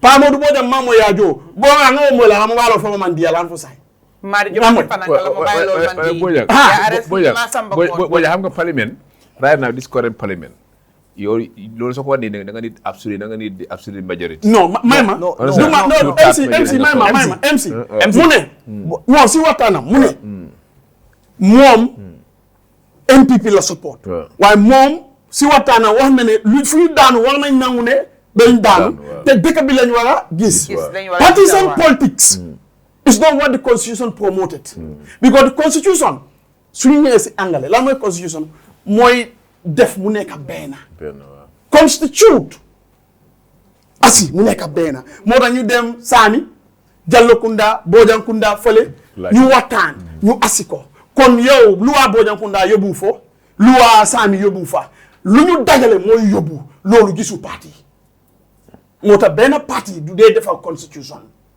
so constitution lu mu wax waawut ki MPP la ki ne mu ne li nga xam ne loolu mooy yóbbu dëkk réew mi so forget about party mota partisan politique bu ñu am boobu moo ñu yaaxa just true te constitution bi tamit dafa wane time limit am na pour parlement waawut parliamentarian boobu ngeen nga woon for 50 times yes but technically time limit mu ngi fa constitution mu ne recall process war na am.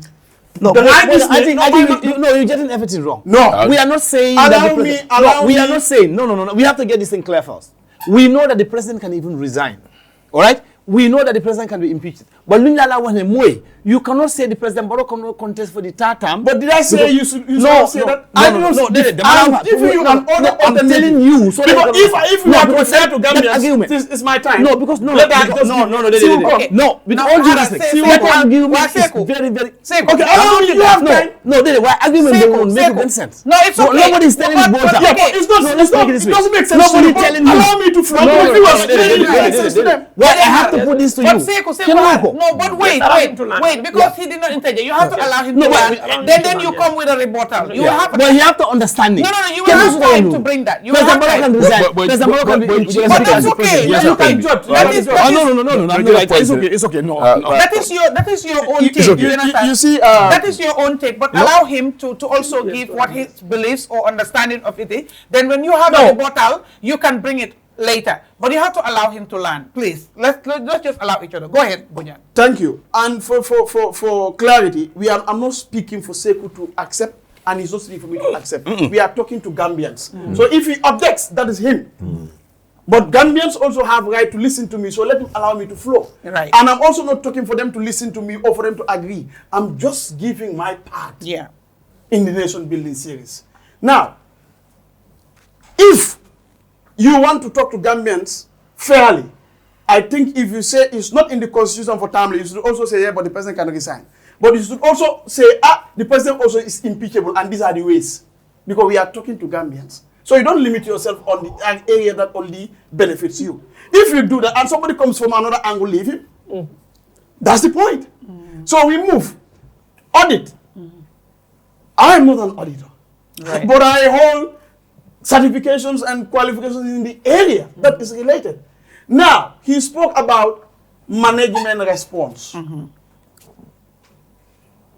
Management response comes after auditor's query.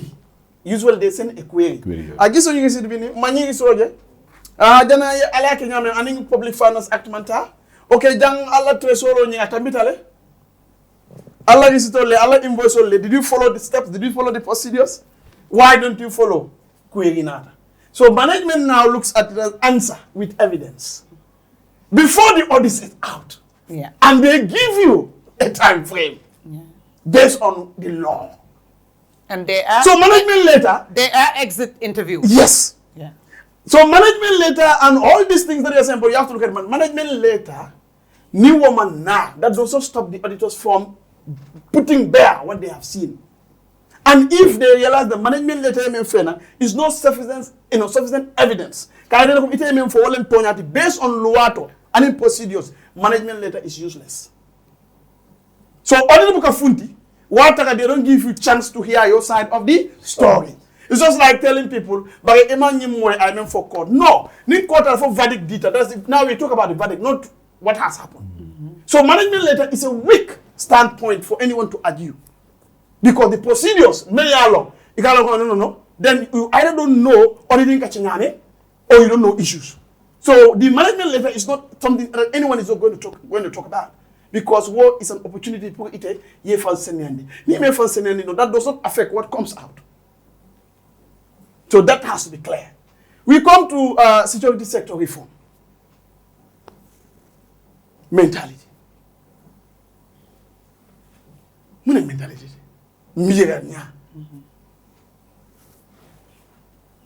What we should have in this country to take us, just like their parliament, which largely failed, what they did. What are the things that they did first? To change certain clauses, to make them walk the direction that they want to walk.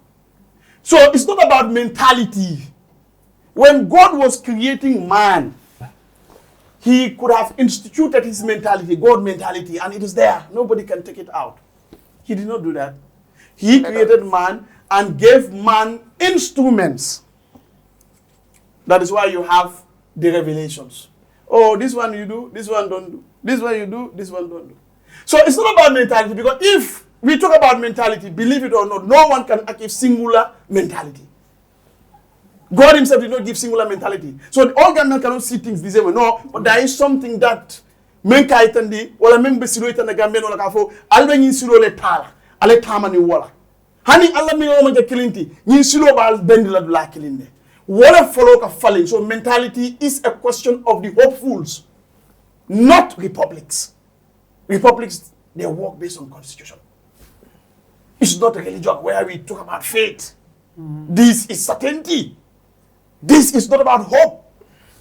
So mentality is a question for people probably in faith and order, whatever. But when it comes to governance, it's not the mentality. The mentality of governance is simply the constitution. Now, if a government fails to change the laws that help the country to focus on mentality, but you want to go and talk to people about mentality, you are relying on hope and faith. You don't rule a country based on hope and faith. Otherwise, nobody should be president. We only have to rely on the hope and faith of God. Did you the or right? This is the truth. Or the nyan. Lola. Why you see Papa? For that, there has to be effort. There has to be effort. So that is why the issue question of mentality also, that is the answer. Right. It does not work that way. And you go and ask transition justice experts, they tell you, I have seen your piece, very powerful piece. And somebody was telling me, so Gambian, you know, it's beautiful, it's powerful, and it speaks to the issues, but people will not read it. You know, people will not read it, or they read it and you just... Yeah, they don't mind. Because they don't align with you, they don't even want to agree. Exactly. So that is the situation. Now, we come to the real issues in terms of what we see now and what we saw before, and what actually should be the focus of any human being. Why do we pray? We pray because we are promised of a future. Oh, this and that. Yeah? Good. Don't misinterpret it. But for most of us, that's the reason. Now, your past, you don't have anything that you can do about it. It's gone. It's gone. Now, when you come, because you need detail, Puyemi, Mole or Bol. Ite na ningido. Ntola takami, iko ojo dilan. Should we be blaming the Gibondingo and the guy who bonged you, or you who have now and should give us, but you still refuse, even though you told us, give me chance, let me bring you you. That is why your article is powerful. Nations can be wounded by the past, but they are only destroyed by the present. Absolutely. Ninem problem on yinti. Say, ning atara soja kol kamol aresnu. Yeah, ikamol slap. But B, let me also give this. Yagemi saying our barrier is it 9 meters or so on. 9 foot. Today also we have a situation where government can say, try it and I'll use my tanks, my water cannon. People using tear gas and they're celebrating. Come again, we want. Okay. Should we blame Yagemi, who is dead? Yagemi is a political carcass. No, why I say that, you know, people don't understand me. It doesn't mean he is dead, as in no. No, but it means he doesn't have any power to make sure what he wants happens in this country. Definitely. He can have popular power, as in he have a lot of supporters and so on. De facto power. But the jury power, based on constitution, he does not. He doesn't. So, if Gambians want to go, should we labor on, metaphorically, because I know that people also may not be happy, beating a dead horse? Or should we be beating a horse that actually is alive? Yeah. That is the point. You don't resuscitate the dead people. People that are about to die, those people, you resuscitate them. And you nurture the ones that are living so that they will not die. For us to have a future. Imagine if our concentration as a country, I'm sorry, just for people to understand my analogy. We want to concentrate on mercy. moo tax man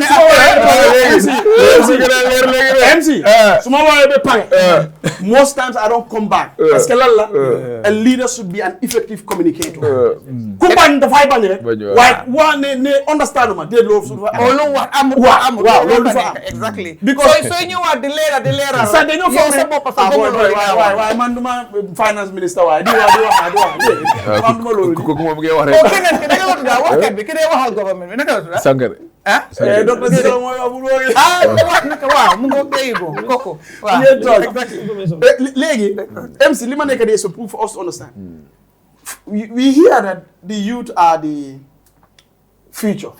And some will even say, no, not the future, today and tomorrow. The youth are the present and of course tomorrow. Now, what that tells you is, what is Luneka Sikana, Mogena, Solo. And our concentration should be on that. Now, imagine if the policy of the Gambia is not to concentrate on the youth, but women, but old people who virtually don't have the energy, virtually their skill set is archaic. Maybe in next 10 years we don't need their skill set. That country is headed for dooms. This is the same thing when you want to concentrate more on the past. That is the point.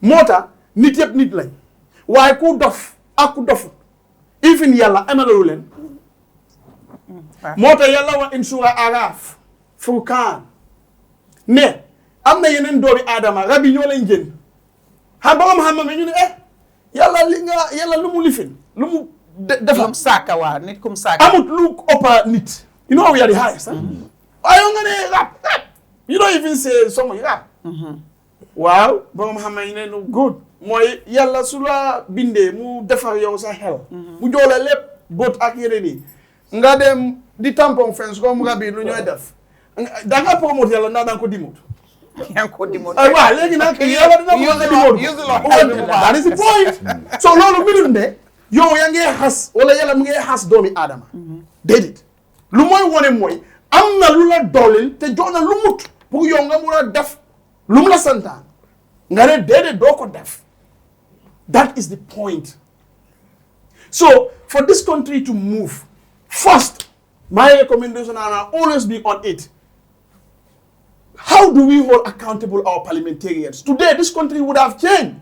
Ning ayata ko nu, nganda parliamentarian be force a recall pass. So that we will have the power. Parliamentarians, you see, what Ablai Bojang as president is doing is bad. If you people don't impeach, we are going to recall all of you. They will act in the interest of the country because they are not protected. So it means either you or him. They will choose themselves over anybody. And that means they are going to choose the constitution over any other thing. MC, that is also one way we can fix this country. Yeah. Now, if there are many ways to fix the country. Many, the constitution has given many. We are just limiting ourselves and we are not going beyond. Why not constitution be that? A lot of ways of doing these things. So, Mota, to fix this country, then you fail because that's a recall. They're only there to serve themselves so that they can jump from one whatever to whatever. Fine, but we are begging. Begambino danika mentambita atambitale. Parliament menkana. Mbenga nyilonko ngafo e recall dundi. Momo me mistake okay. Nzafo mbe bondi lale. Ibagere wolfo na luwa se mbodi puka president bondi na mistake okay. Me ala mam gambeno nafa. So ni ma okay. Ntosake. Welcome, Mala. President Balon, it will find Balon. No.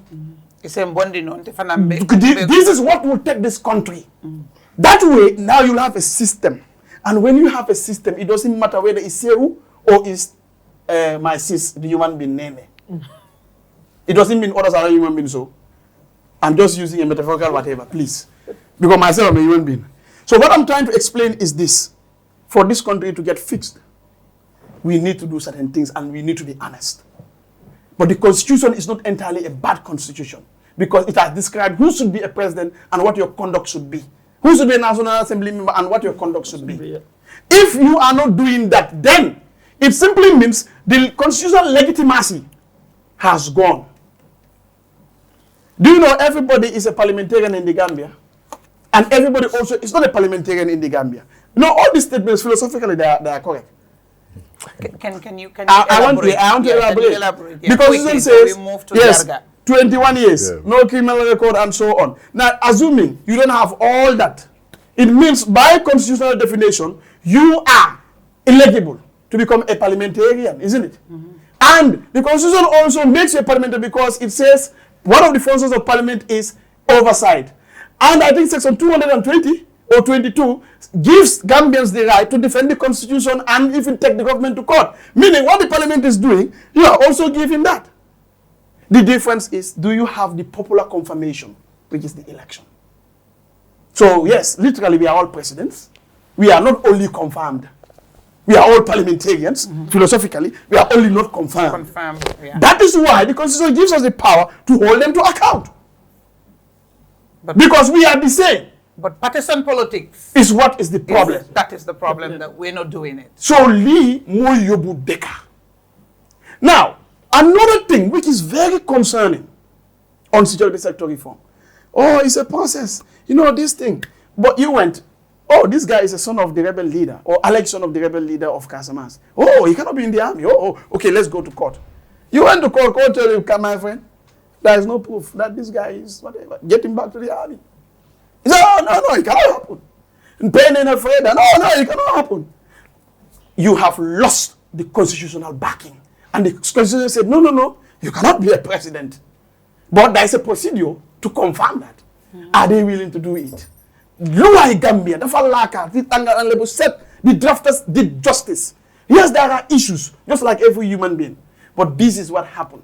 And if that is what was happening in Yajeme's time, we still, post-Jammeh, soldiers who serve the army will go out just because you believe they are son of this or they are son of that. You went to the court said no. Still, you want to justify that there is security sector reform? You never won a case. No, we are not going to pay. You see the mentality.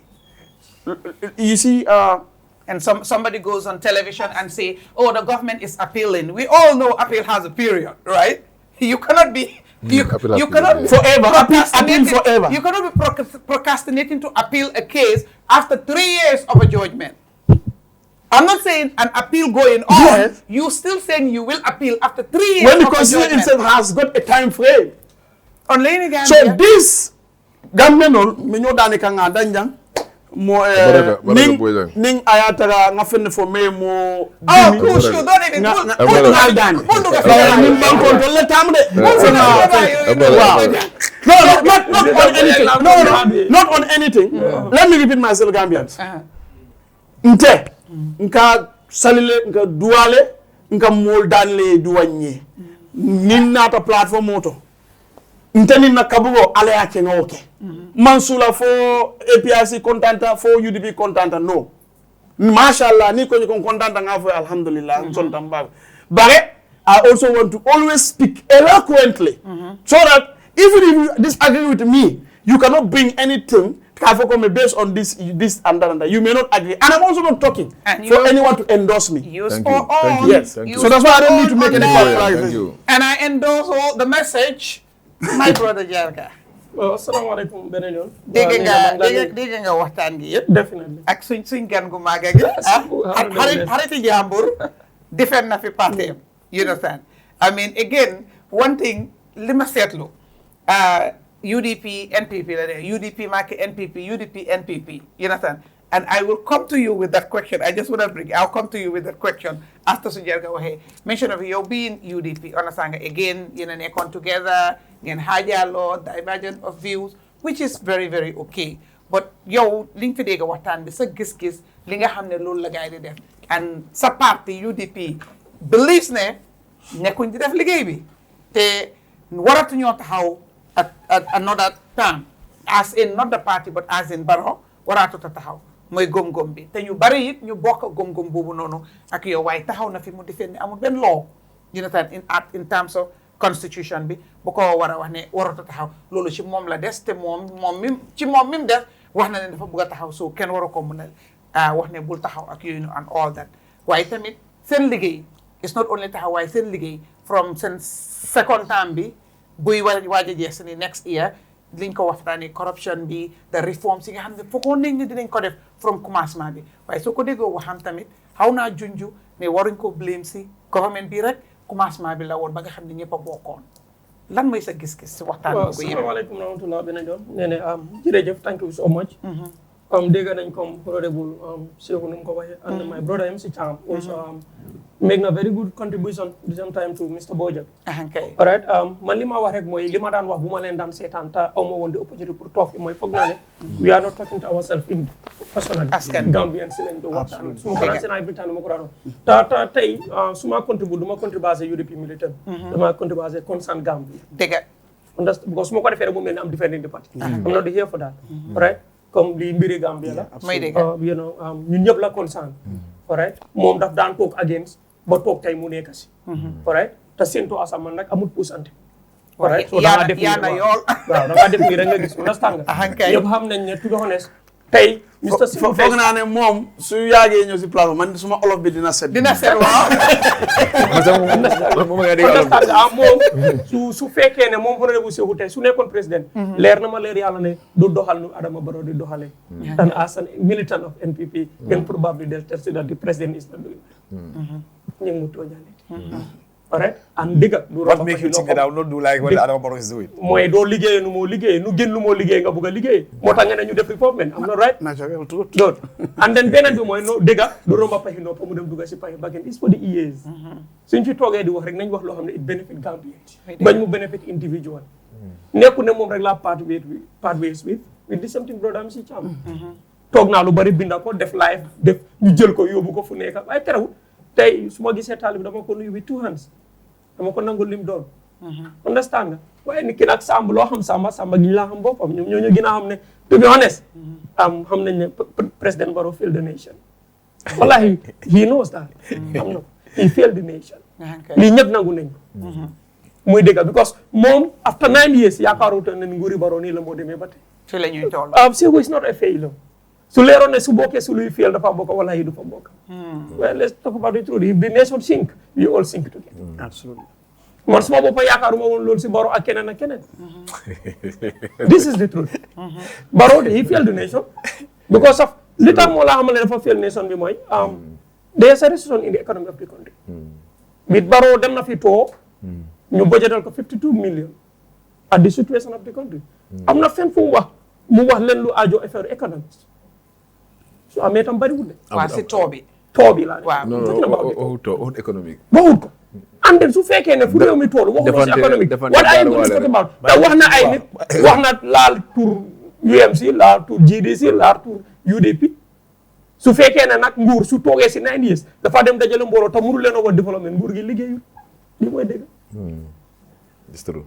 nguur yu bàyyi xam nga lu ñoo xëccoo lii laa def lii laa liggéey not crowd bu ma andi kon yow nekkuloo jaaree kay kon nekkuloo. all right understand nga suma paree soo paree. ok no problem. waaw all right wax naa la am not here to defend the United Democratic Saikou ndeyal ma jar and do not do ma si as ne United Democratic laa fi toog waaw loo fi toog mooy dafa fi toog as a genuine Gambian ku nekk di gis loo am te war naa la ne ne seen to asamaan amul puusante de and you know what you talking about because example nañ xool lii man dama de wax ne the very people that are supporting the government mooy ñoo xam ne ñu ngi benefit in the government either directly or indirectly lii mooy the reason Saikou su fekkoon ne ñun si fuñ toolu lañ tool he will not defend the government because bu mu fa toll dafa leen doon against I don't believe ne if you cannot change the system you have to join the system déedéet because of dafa am lu tax mooy your integrity is very important tey Cham su ko nekkoon wallahi mu dem fa Cham has the opportunity ñun si bopp am na opportunity ak consistency everybody in the Gambia when Sabally left honorable Sabally left Mamadou Sabally ñëpp dañ ma ree Paul di ma wax ne da ngaa dem ma ree ma ne leen daf ma fi fekk fii la ma bay ba tey am naa the opportunity to go comme nu ma ko de waxee always dama leen de wax ne yàlla def na leena mooy fekk naa suma ma yëpp si politics waaye at this juncture Gambia am the Lamine Yamal of Gambian politics one of the most strongest politics in the Gambia di suma forum ak fu ma munti dem waaye li ma wax mooy li am mooy ne su ma ne Barrow daf ñu fel wallahi daf ñu fel ñu ngi tooñal lii du affaire yi waxi caaxaan lii du am la because corruption su demee ba toog ne audit is a minor opinion as a president then therefore Gambia we have a problem yeah dafa am lu mu bëgg a justify mooy ne corruption is normal te loolu la wax mu ne nekku ne fii rek la am si boo commencé moo gën ñun ñëpp la corruption is as old as mankind te boo commencé moo gën ñun ñëpp la sama wax gi nii yes su fekkee naa wax ne boo bokkuma ci moo gën ba pare su fekkee ne ñun ñëpp la sax dafa am fu mu ëppee mun pour Gambia la ëppee ñun Gambia leen dëkk ñun we not concerned about li xew Sénégal amul lu ñu jëriñ bu mooy defar économie Sénégal wax dëgg ne lu tuuti la te li laa xamal ne dëkk bi dafa métti mooy Saikou laaj ko ban school la doomam yi nekk are they going to public school reform nekkul only si sécurité secteur la war a am Gambia lu war a defar dafa bëri ñu mu tooñal da nga bëgg a laaj ko laajal ma ko ban school la doomam yi nekk No, we don't have to go personal about where my kids are. good waaye lu tax ma bëgg a la andi but lii mooy the point is we're trying to Man, say small government, man, am nga luy dégg am nga nee I'm not in nañ the country. nee nañ ma la ko andil mooy Small government are always in public, since school and I go to public hospital. Loolu la def. waaw ba nga fi nekkee fekk dara wut Wow. am nga déedéet am nga nee na amul problème fekk dara I think now that it's clear. Let's move. I just left. fekk dara I just left. waaye 3 years ago Waaw. dara na understand nga sa doom yi fañ ne woon 3 years ago déedéet am nga la may problème man maa Saikou dañ daan bukkante si juma bukkante si fili Latrikunda bukkante fu nekk wana la dama ko xam taxamul déedéet waaye bi nga ko feeñoo fanaa xam na la fàttale ko non déedéet xam nga ñaari affaire dafa am xam ak fàttaliku du benn fàttaliku na waaye xamul waaye man xam naa ko fàttaliku naa ko kay and this is the fact Wa nga ñëw olof set de. understand yaa understand lii mooy li nga xam ne moom moo am kay so man lu ma believe mooy billahi Saikou tey su nekkoon président he will do better than président Adama Barrow do you know why because su toogee moom kenn dina ne am na liy dox waaye accès gu moom comme lu kii lu honorable Cham mooy surtout mooy ne Gambia nit ki moo change waaye government bi change lii dëgg la lii lu amul dama daan déglu fii seen programme yu bëri boo jàng wax keneen wax kërëb këral ma ko déglu lu tee laa ko doog a déglu su ma ne laa ne président Adama Barrow is not working nekkul ne we are an enemy to the interim government waaye il faut ñu wax te suñu wax duñ ko base on suñ nafs dañ ko wax si lu am gis nga xam nga lu dafa am lu gën a important bii ne politicien mooy nekkal nit waaye day sa difference between nit ak nit nit mooy kan mooy di structure nit ki kan mooy nit rek kuy jëf-jëfi nit waaw ku dul jëf-jëfi nit nan la moo tax yàlla su demee ba ne dina am ñoo xam ne garab sax mu ne gëm mbaa raba leen gëm dafa wax dëgg mooy ki am xel te doo ko jëfandikoo you don't have to defend yourself here to say ne amee NPP da I will defend loo xam ne du dëgg because lii mooy problème bi nga xam ne the Gambians are seeing it man if I have to see the president today man if I have to sit with the president today dinaa ko wax ne comme ne Mr. President mu ne amoon na ko wallahi mu ne amoon na ko ne you don't justify the efforts of the Gambian people lii mooy dëgg because of waxuma la dara waaye suñu ko xoolee ñu réew mi dañ fa from 2016 to 2021 Barrow dafa toog ne soo gisee mënut a liggéey bi because it was a coalition government Gambia nag ku mu ko déggal nañ xool ñu joxaat ko chance almost to 5 years 9 years you don't create zero job opportunity too much of inflation, recession in the economy of the country. dañ dee justify ne create nañ jobs waaye benn tey mënuñ laa wax how many jobs ñu ngi quality ñu ngi data am nga damay problème bi ma honorable Saikou dama ko xam bala moo doon li ko yàlla def moom mus ko xamee si ku am ngor ku bugg a boppam ku am dignité ku respect doomi aadama yàlla may ko place boobu mu nekkoon UDP la ko nekkoon mu dem doo noonu la li ma ko wax rek mooy ki fàtte li la faloon ma la fooli unfortunately he left the United Democratic mu dem so dafa fàtte la ko fal li ko faloon folli ko waaw li ko faloon moo ko fooli understand nga ñu leen jël si bi kon il dégg naa dégg understand waaye di problème mooy bu mu demee taxul mu nekkaan ennemi to me bu ma déggee ñu jox ko place feneen dama fi rabbi ko daf ko deserve not because of dafa nekk NPP bu dégg naa ñi ne dañ ko compenser non it's not un compenser dafa fekk ne soo déggee compenser dafa fekk nga jox ni ki place bu mu yellawul kon even employé boo jox tey jox ko place bi nga xam ne jar na ko léegi kon Gambien jël affaire politique ñu teg ko fa ñu deserve it waaye regardless of fu mu jógee dégg tam dama naan dégg loolu si ñu ne maam MC Cham jàngut duy làkk English fine I don't have problem with that te du ma ko mos a bind waaye mooy man su ma référence si àdduna is al amin Muhammad rasulillah sallallahu alayhi wa sallam ñaata ba ci l'islam ñaata degré la Absolutely. dafa am PhD Absolutely. he is the best man that ever walked on earth Absolutely. Seydina Omar bun Khattab radiyallahu anhu ñaata degré la am Seydina Ousmane radiyallahu anhu ñaata degré la am Aboubacar radiyallahu anhu dafa am degré Seydina Aliou dafa am degré radiyallahu anhu suma Serigne Baye Niass radiyallahu anhu amul degré and these people ñoo xam ne dañ leen fàttali ko ba ilaa yawmi din so dama believe ne waxuma ne di paper is not important waaye nag nga ñu ne kii moo ëmb paper yi yëpp amee ko dañoo jëf defi ni nit man ki nga xam ne amul benn kayit te du def yi ni moom ko gën a definitely loolu di paper signify something mooy waral ne am nga xam-xam bi te lu ñoo bañ mooy ñu jël place xam-xam jox ko foofu da nga mistake de paper signify ne da nga am xam paper dafa waaw def nga waaw jaar na si xam-xam waaw waaye ndaa tiba na ndaa tibut thanks for the ratification yaa ngi soo man li su ma bëggee tënka ci yëf yi jàng naa jàngut ak yooyu noonu man it share naa the same beliefs ak yow you understand because gis nañ fi ñoo xam ne tooguñ ci classroom waaye ñoo fi nekk business man men ak women yoo xam ne jàngal nañ seen entire family tey ñu doon dara ci dëkk bi si ñàkk te jànguñ school te ñu ngi manage businesses yoo xam ne tey it has become a generational business boo xam ne seen family ñoom it foofu la ñoo teddee foofu la ñoo dund boo gisee ñu ne ñoom tey seen papa yi seen yaay yi fi jaar la ci business te tooguñ classe jànguñ so am xam-xam ak xel du ne da nga toog classe so ma d'accord ci yow waaye si jamono buñ toll nii loolu xaste la Jonathan xaste la because MC mi nga jox exemple you know ku amut loo ko wax li nga wax mooy ne MC demul school jàngu mënut a làkk English te remember English ñun Gambia bi foreign language MC na déglu English foreign language yow amul waaye loolu xaste saa yu ne ko dama kontaan ne nga xamal foofu noonu di nga xamal ak emphasis bi nga def foofu noonu bëgg naa askan bi ñu bàyyi xel ci loolu noonu Jonathan it's very very important because saa yu nekk xaste mooy jàngut dem déggut English am nga ba te MC mu ngi dem ba réew mi ñoom mi am English jaaga am English am ay certificates to say I don't know fiñ toog MC toog waaye fi MC di egga egguñ fa fi MC kadam di egga ñoom egguñ fi MC mun a dugga bunta yu mun a koŋ-koŋ ñoom ak seen degree yëpp munuñ faa koŋ-koŋ fa dugga fa English daf dee wax ne results can get you in the room but character keeps you in the room so with your degree and results you want to get where MC gets you want to dine and wine and parley with the ones MC is dine and parleying with and all that you can so man dama dee like réegi bee reere bi ko moom ngalan la dara yëngalu ko ko jël dëkk bi dara yëngalu ko and the next thing mooy comme su fekkoon ne président Barrow dafa nekk ku jëloon America ñoom rek def ko président in the country people might say ne mënut a understand jafe-jafe bu ñu ñi di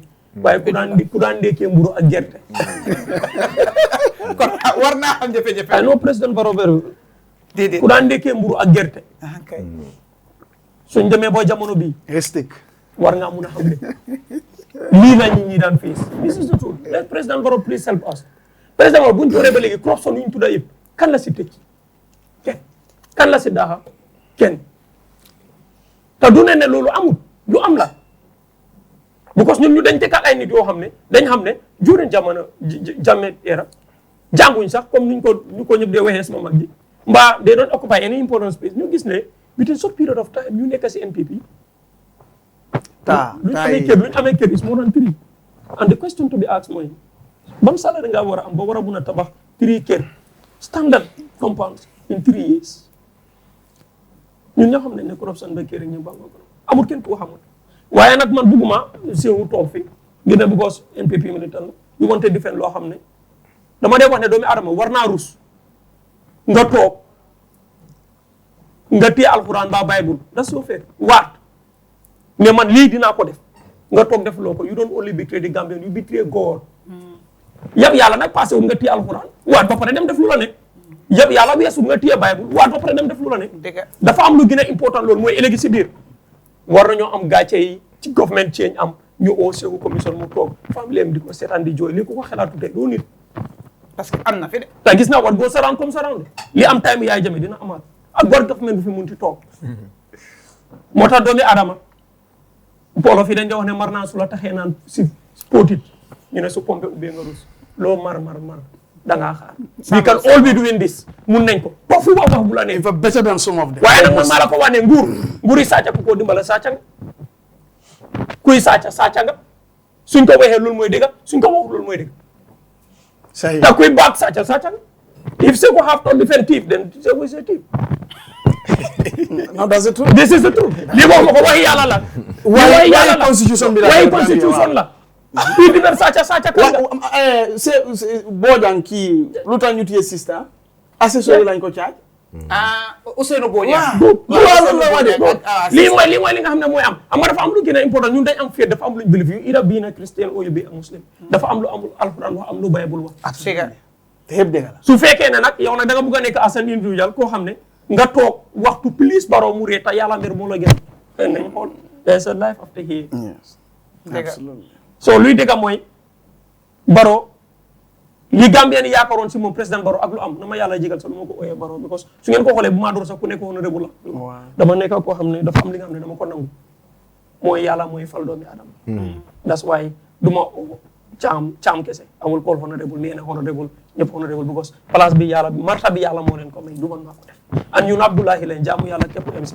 amuñ munuñ sañu yàlla mooy ki am mun mooy sañ suñ njëlbeen man yu la sa am suñ njëlbeen médi la moo nekk mënu koo doon dara su ma xoolee boo ñaan ma gis reflet boog si man fii kon mun maa bañ doomi adama no matter what ko nag dañ ma dee tam as ku crop spécially if you know me in politics kaa bi lañ ma dee ooyee ku crop ñu ne dama crop da ngay mën a yaaxa kayte waaw loolu moom mun naa ko understand nga suma fee bu ñu ne fi la dugg suma defee live fay ne ok waaye du tere suma fi gisee keneen dama ko téye ne ñun ñëpp benn lañ waaye lii mooy li nga xam ne moo am ba pare buñ fi dooree daf ne bu sécurité réforme amee dañ waroon a oo lifin immigration bi ne ko ne lii mooy sa liggéey police bi lii mooy sa liggéey loolu su amee dafa mel ne buñ leenoo employé waxuñ ne ko parce que suñu employé dañ laa jàngal job description job understanding governance this is telling the understanding of government so lan mooy problème bi loolu du luñ leen war a jàngal lii am mooy dafa am si régime buñ jógee let's forget about it if you want to reconcile ñu nekk si jàmm xam nga lan moo gis nga doomi adama soo buggee dem kanam li la delloo woon ginnaaw doo si delluwaat li la tardeeloo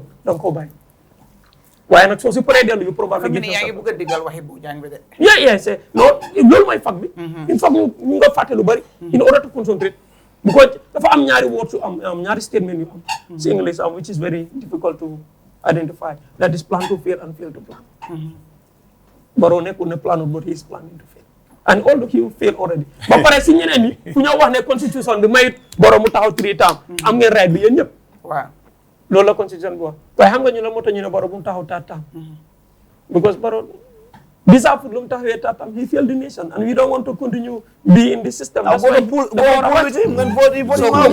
xam ne dafa jël yaay jame bu moo lef the Gambian debt was 48%. Go to the poll with Barrow. déglu yaay jame bu moo lef Gambian debt bi it was at 48.6 billion dollars and now Barrow ñëw that was in 22 years Barrow ñëw in less than a decade it is 158.6 billion dollars the question to be asked mooy tax moo xamal la leena nekkul ne xaalis boobu sax buñ jël moom lañ defaree yoon yi de because comme moom nattoom yëpp yoon la yàlla moo ko nattoo suuf waaw ñun understand nañ loolu because si loolu la daan liggéey is understandable li ku nekkaa nattoo yàlla ko nattoo suuf you understand that why is problem nañ understand ne Jammeh bu moo lef amoon même priority Jammeh bu moo lef amoon priority nekkutoon yaba loolu dëgg la bu mu jëlee waaye ñu naan nangu nañ ne yàlla nattu suuf la ko teg because su loolu la nekkoon dafa foog ne awa problème bi suuf but we are telling the president ne dañ am lu gën a yitteel loolu mooy there is no enough medicine at the hospital school system bi dañ ko war a change human security bi loolu di same thing nee na man dama defe ne Gambia 85% of the doctors dañ waroon di drive moto dem liggéeyi 80% of the teachers dañ waroon di drive moto ñu dem liggéeyi and 90% of the living nurses yi dañ waroon di doctors yi security si police yi dañ waroon di dawal moto ñu dem liggéey waaye ñoo gën a noonu yi nga tindoon noonu ñoo gën a soona damaa xam loolu ñoo gën a soona because man su fekkee tija la nekk naa si field for 2 years bala maa bàyyi dem engage in something else ma bàyyi ko mooy spécially when Jammeh left Jammeh bu mu nekkee subject allowance dafa amul when Jammeh left si li ñam lañ ko génne benn affaire mooy mun a am mooy Saikou du mun a bugg a defend boppam ne Barrow is the president therefore mais bi am na yoo xam ne yëgu ko comme always ne ñu ko defee ñu nga borom kër soo saaganee ba sa kër yaaxu même yëgoo yow sa borom kër that's your responsibility because Barrow mooy suñu président fu dëkk bi toolu Barrow moo ko fa yóbbu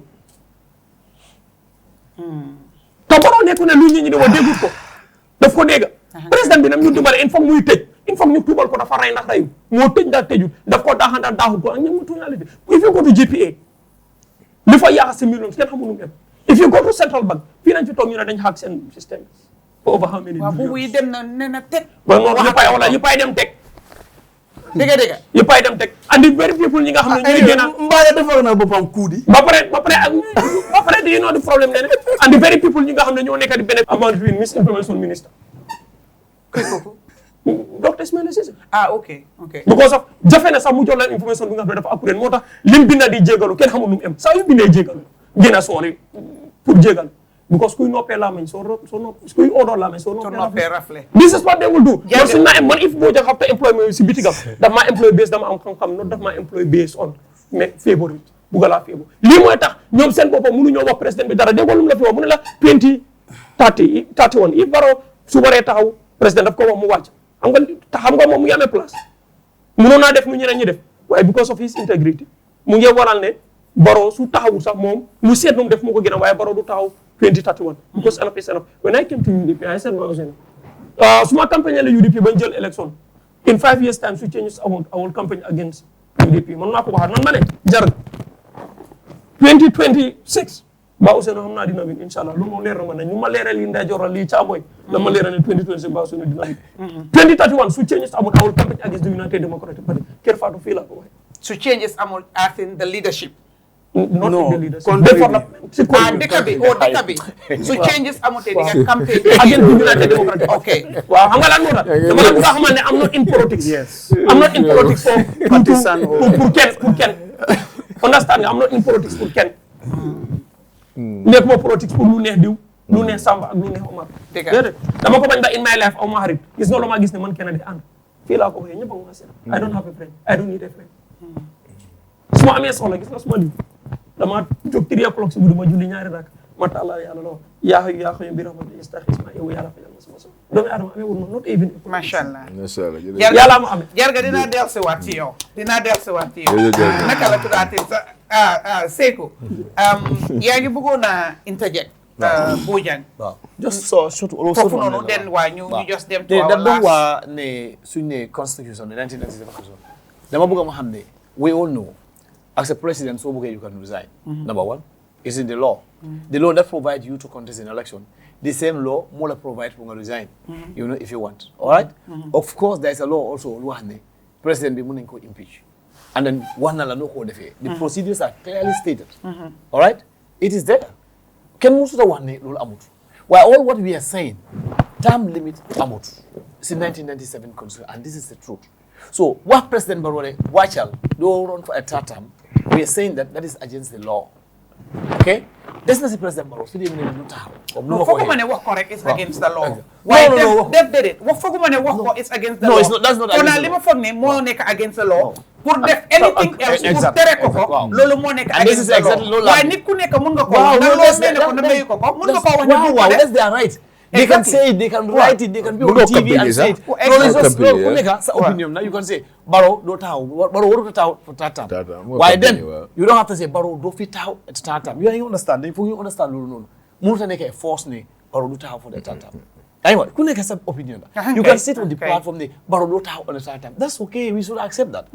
That's a divergent view. Right now, okay, there are tools, instruments you have to use procedures and processes to make sure more watch or impeachment. That's what the law say. But why the guys in the law you must even though combine the thresholds are met.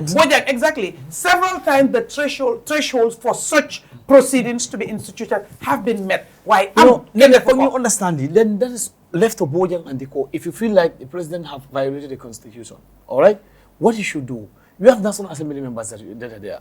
Definitely National Assembly, you want to impeach president. Go enjoy them. You know, these are some of the, even if they don't succeed, they want to amna. Yeah, you understand. But what is more engaging than as we are doing here? No. I'm engaging not the National Assembly, but those behind them to understand that this is part of the things that they could engage. That is okay, I understand that. So I'm doing my part. Okay, you're doing your part. Absolutely. If you're really concerned about you have all the evidence or whatsoever. You know, you have all the evidence and whatsoever. The law says that the president can be impeached following the law. One impeach why? One procedure where you impeach the president. It's as simple as that. Quickly, because of time, behind on your jamu. Okay. In the recent past, when the finance minister, Modemse Assembly, right, talked about this budget support from World Bank. Why Muwafufunone, Halis, some of it about 19.6 million. 19.6 or 19.4 million, then go use for fake car powership. Okay. You understand? Wako Fufunono and Gomloko National Assembly members. Right after Fufunono, then information gain us in Limwa Fufunono.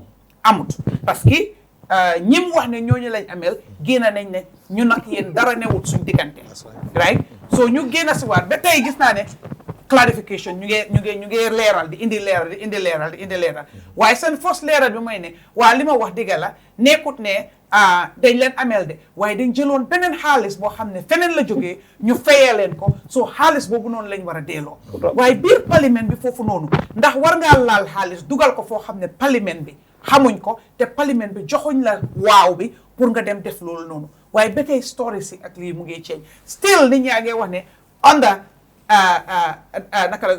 Barola, under an NPP government, te loolu mu ngi wàññee gom-gom bi askan bi am ci NPP pour ne war nañoo even continuer pour di pour sàkku pour continuer ne dañoo govern still ñu ngi koo taay to corruption si nekkoon di wax fii nii waaye yow toog nga fi nga ne processes la and procedures dafa am yoon fi nga ko war a jaar ak yooyu noonu ane yow lan mooy sa gis-gis ak sa jàngat ci yooyu noonu lan sa stand foog naa loolu is very simple.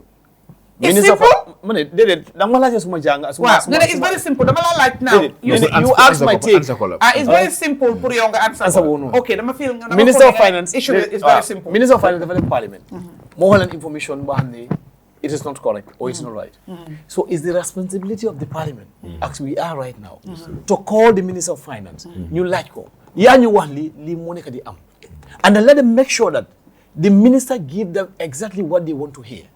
That's the role of the Parliament. This is why we have a Parliament. So writing my opinion about this, no, it doesn't matter.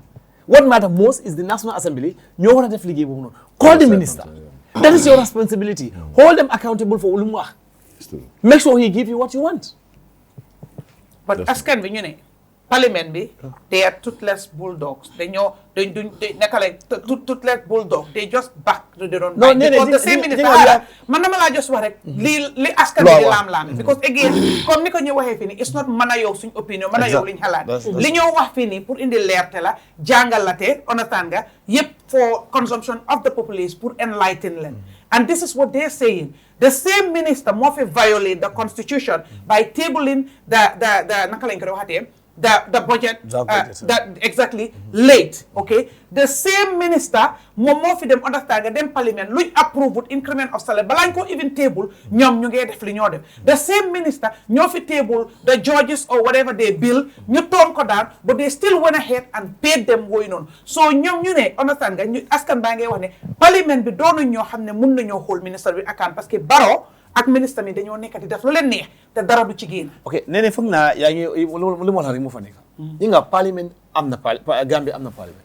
Parliament am na seen responsibility. And there's a procedure of Parliament for all. It is our right as a citizen. Now I'm no more in the Parliament. All right? I'm seeing myself as a normal citizen like you. You're right. To make sure that we hold our parliamentarian accountable. Let them call the minister and ask, why do you have to table the budget when it is right? All right? Make sure that the minister give them a right answer. All right? Why do you have to say the car power and then when it's not that way? So that is the role of the Parliament, to make sure that everybody, that's why Parliament have a three main responsibility. The oversight, all right, yeah. Which is very important. This is where the oversight come in play. Calling minister in Parliament, you like a question. If you go to Parliament, that's why every Wednesday that's what they call question and answers. Even not that, sir, Parliament you move a motion to summon the minister to come and tell them what they want to hear. Yeah, you understand? So I think that responsibility lies on the Parliament. And then let Parliament not say the smoke on the field actually. No, let them try. People are watching. Just go and give it a try. If you think that it is not right, go and try. You know, the idea of them not the smoke on the field, to see again. Let's stop. No, let's just go and try. Man, I feel like if someone violated my right, I will go to court. All right? To challenge it. Whether I win or not. But at the end of the day, at least, man them na court, and there's a record name, man them na court. Right. This is how it should be. This is not neither one of them. So, Manlola, I'm just very, very open to that. Honorable, I just want to infer. Okay, even commences or beyond before you. So, on that minister issue, and you know, all these violations happening, and Parliament is doing nothing, right? Sometimes they call, they don't come. Even when they call, they just give them any answer. Because, man, the proceedings in Parliament, you give you the question ahead of time, you prepare a document, you read the question, and then you read. You read it from a paper as a response or whatever. Yeah, but that's what is called supplementary question in Parliament. So let you hear the parliamentarians have the right to ask a supplementary question. That's a follow-up question to what you ask. Follow-up question. Which sometimes they will say, no, order this, point of order. No, because some don't even allow it. Most of the time, or they say, I have answered that one already. Most of the time, if it's not favorable, they will disallow it. No. But go ahead, respond. Honorable, nunga ware, la indi wohon. Moy ne ku ñu tuumal duma bu nago ñu fekk la ngay socio yaxé nit. The problem moy let's understand the fact and Saikou must accept the fact that his government failed the nation. Taga taxaw rek failed because Barrow legi let's assume this. Barrow nu nekk di gouverner Gambie ñun ñep kenn ñaanu Yalla gouverner ko fi sa kër. ku nekk na ko xoolee boppam loolu mooy dëgg kenn ñaanul yàlla sa waaw sa jabar gaa ñu ne dugg na si néeg bale benn yoon ñaari yoon amuloo évidence te mu néegi beneen góor te mu nekk néegi beneen góor ku dul yow jëkkëram kenn nanguwul loolu let's talk about it because di seen ministre am nga dara man if I have to call Saikou pour ñu waxtaan ma laaj am si lu ma ko lu jox ko liggéey mu ma wax ma lu nga xam ne du dégg ma dem ba fay na auto suma dégg it doesn't necessary to call him again why necessary assembly ñu owaat pour nan because the minister has already tell them loo xam ne amul leneen lu mu andi ko pour lan la tout baax government and nañ dégg oh my God this is the truth this is not like NPP this is not like URP this is not like APRC this is about the country and we are talking about the country and the government is for everybody su fekkee ne ministre bi amul gàccee toog wax lu mu dégg and ñëpp xam ne lii du dégg waaye nécessaire ñu owaat ko pour mu nettali lan waa ci ñëw ba feral la bi yoon kay kooku soo ko oyaatee pour jaaral la moo jaaral and this is true I'm very sorry to use that word fen waaye du dégg what am going to lu ñoo def mooy Gambia mooy nañ make sure ne ñu understand ne ñun suñu integrity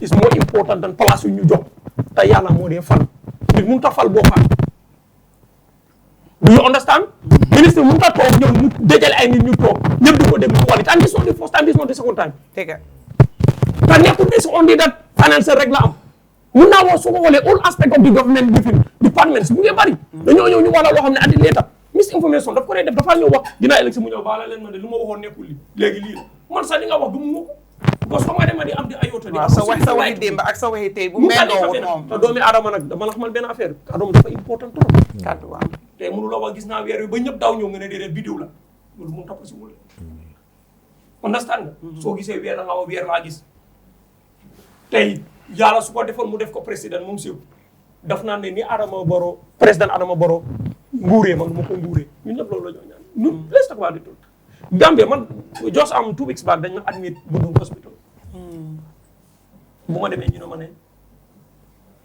lifin na fa jeex ndox ak trip parce que dañ ma war a sulal ñaar man naa ko jëndi si pharmacie bi maa ngi ko jëndee bu nekk 400 ma ñëw ñu téema si lopitaan bi pare bee buñ ma bàyyi maay dem bàyyi génn waa ji oma mu ne da ngaa fay beet si buntu lopitaan bi 50 pare ñu jox ma pay ba do you know that ne this hospital they are more operate than business entity because soo ma joxee kayit ma fay laab dem jënd loolu yëpp nga jox ma kayit na moo dem si pharmacie bi loo ma jaay kayit kon the aim and intention of those hospital non nekkatul pour ñu service Gambien si waaye is to maximize profit because li ma fa spend si lopitaan bi la dem waaw loolu noonu nag ñu gis ko nga nekk as a content citizen nga toog bu ko yow sa doom nekku di dem si public hospital sa doom nekku di dem si public schools every day ñu gis schools si Watson Gambia they are working far better than even the government Watson Gambia di moom yal na seen jaama yàgga ba léegi yow nga toog ñooñu nekk di rénover schools toilets di spend millions si nit ñi yow nga gis loolu central government bi nekk fa mënu ñoo def lu dul ñu dégg ay billions su réer even the 52 million we just spend in the mid the people to attack the people to moom mënoon nañ koo jël ñu dugal ko feneen attack the people to dañ ko rafet people jërëjëf attack the people to so waaye li maa ñaan rek mooy am président Barrow nañu dimbale moo xam ne Gambia la nekk di ñun ñëpp doomi Gambien si lañ correct am ta honorable Saikou comme nu ma la ko waxee rek tey su ma ko demoon ba gis si naka su dul dama jàppane condition moo si dugal waaye du nit ku mel noonu pour respect boppam la parce que xam nga ko balaa tey xam naa ko balaa tey te xam naa ko bala moo doon lim doon de ahankay bu ñoom bokkante Latrikunda fii di bokkante si jumaa yi di julli xam naa ko ahankay because area fu mu nekk suma koñ bu xam naa si laajte jargal la xam na dama faran foye because man yàlla dafa ma dimbale comme ñu ma xam even ñuy seetaan programme yi ñu xam ma dina la xamal ne le man dama spend si football dama play football as a goalkeeper because crutches yi nii dama dem d'hôpital yi dama dem primary 1 to 6 dama dem use crutches maa ngi play football peut être si nekk coach even get to divisional teams before I get into context so xam naa ko bu baax moo tax ma la ne xàmmee na ma waaye man dama ko xàmmee ko moom nag xàmmee la ma def waaye xamul na waaye li ma leen doon ñaan rek mooy waxtaanee dina fa gën a fàttale ko kon am show ne after show bi waxtaan dina am jërëjëf Jarga waxtaan bi am na solo Bojang yes okay pour mu leer si Gambian I'm not even responding to anyone constitution because léegi man dama bëgg a change dama bëgg a nekk Halifa Sallah waaw parce que boo expliquer nit ñi sa logique they don't understand so go to the constitution rek bu nga xam ne soo waaye dañoo ubbi ñu personalize waaw ñu gis ko because they want to personalize everything okay constitution ne section 78 suma fàttewut mu ne the head of any decision that is national security related is the president. When it is economy, it is national security decision. The same constitution, the Dolly president, from section 76 going downwards, 78, 79, more the chief supervisor. Meaning, minister am na right mu intervene si li nga xam ne nekku di jobu dëkk, especially if it's a national security issue or matter. Dépense bu war a tax nit ñi ñu xiif ñu dépense la ñu mun a lekk dafa late a dem loolu is a national security matter. Syndicator def na ko fii. Lan lañ jëli si government. An apology. Or let's say the presidency. I'm not naming names, I say the presidency. So 75 section vote of censor. The National Assembly member moom loolu la nekk di wax National Assembly members mun nañ censor minister bi. waaye ministre yi ñu censor fii Russian oil scandal lan si génn dara 2 stars. ñu ne ñoo xam 33 metric tons. One of the MPs, 2 of them confirmed is in fact more than 33, is around 66 metric tons. Officially, lu ñu nekk di wax ak lu am sa du benn. Waaw ak nga mu wéyal la nga owaat ko mu wéyal la nga ne owaat leen ko mu ñëw wéyal la loolu rek moo fa ne. So when it comes to national security matters, that minister jëlu am président bi doole. Mota, just because loolu moo xew recently, for just to understand, there is what we call concentration risks in investment and business. Mooy, if you put too much in one hand, right now the cement crisis is because too much is put in one hand. So, boo buggee protect the industries of a country, you don't also come wholesome. You give it a pilot. 6 months, nga xool ndaa and study it. What are the distances? ñun lu ñu jàng in business school loolu lañ jàng. Okay, this was it. Now is this. What is the evidence? So Mota, sometimes mooy loolu daal you know dama day am break suma oto bi dafa gàtta trop let me stop here. Why that analysis is spot on? Wallahi is spot on. But for now, learn jam quickly. And you it mark and la comprehend because you know what understand ma. You know the one who had the order ne ko diga the order nañ la ci japp yet still yaa ngi tie position bi di dem à l'aise yëgaloo ko sa yaram. Why always suma bu nekk nga xëy génne benn clarification. So stick ut nga indi benn. Jërëjëf nee na foog naa ne wax bi rafet na. Gerga ma foog naa ñu ngi ko nii bu baax. am na lu ñu fi wax mooy. xam nga ñun Gambien si dañ am complexe. waaw loolu suñu problème la. ñoom fekk tooguloo nga laaka anglais bu rëy ñu ne xamuloo dara. ñoom soo laakee anglais la ñu ne yaa gën a xam yaa gën a intelligent àdduna bi yëpp. fekk loolu sax yaa ngi ndawloo ñu xam ne jàngul. parce que yow politicien bi yow sooy ut carte sax si nga ñu gën a sànni carte mu ñu jàngut. parce que ñu ko fa mu ne soo jàngut rek war la mën a waxtaan. so moo tax dem di xool ñu bëri suñu deewal dem di réer nee na ma naa ne réer di xool gars yi ma réer fu ma war a laaka anglais man nga faa laaka soo demee jël ak kansul maa ngi jël flow di wax waaye su ñëwee fii nekkuma di wax ak nekkuma di wax ak British yi ak Gambien si lay waxal so dama war a communiquer boo ñëwee everyday gars yi tuus ko everyday ñu tuus waxam yi everyday ñu ne waaw boo ñëwee lu wax ni ko rek nii ak nii coow bu ñëw si kawam bi ko fu ñu jàng wax commune xam ne dafa leer si askan bi te soo amee réew nga xam ne ñu jàngut ñu ëppa da war di bàyyi xel nooy communiquer an si bu mu dem bu mu biir élection bu mu taxaw di wax noonu laakal gars yi xam ne noonu laaka de soose laa di laakal gars yi te soose ak wolof soose ak wolof waaw exactly because lu nga rek soo xoolee léegi for exemple léegi di best parliament in Africa right now mooy Sénégal te soo demee Sénégal léegi paa yi maire yëpp ñu ngi dem si ñi si parlement di seetaan seen parlement bi démb rek maa ngi gis seen budget speak bi yëpp olof la ministre yi olof la nga doon laaka ak soose ñuy déglu fu ñu understand Joola ibi suñu parlement bi ko laaka si parlement suñu parlement bi tey suñu ko defoon local parlement bi dina am suñu paa yi maire yu nga xam ne amul léegi lu ñu def léegi amuñ solo mu def di toog seen kër yi. seen xaalis si njaay bi yëpp nañ ko jël dina ko crédit. wala ak YouTube. wala da nga gis ku jógee ba yuwaara sax pour ñëw si assemblée pour déglu député lu mu war a wax. waaye su boobaa del bi better inform.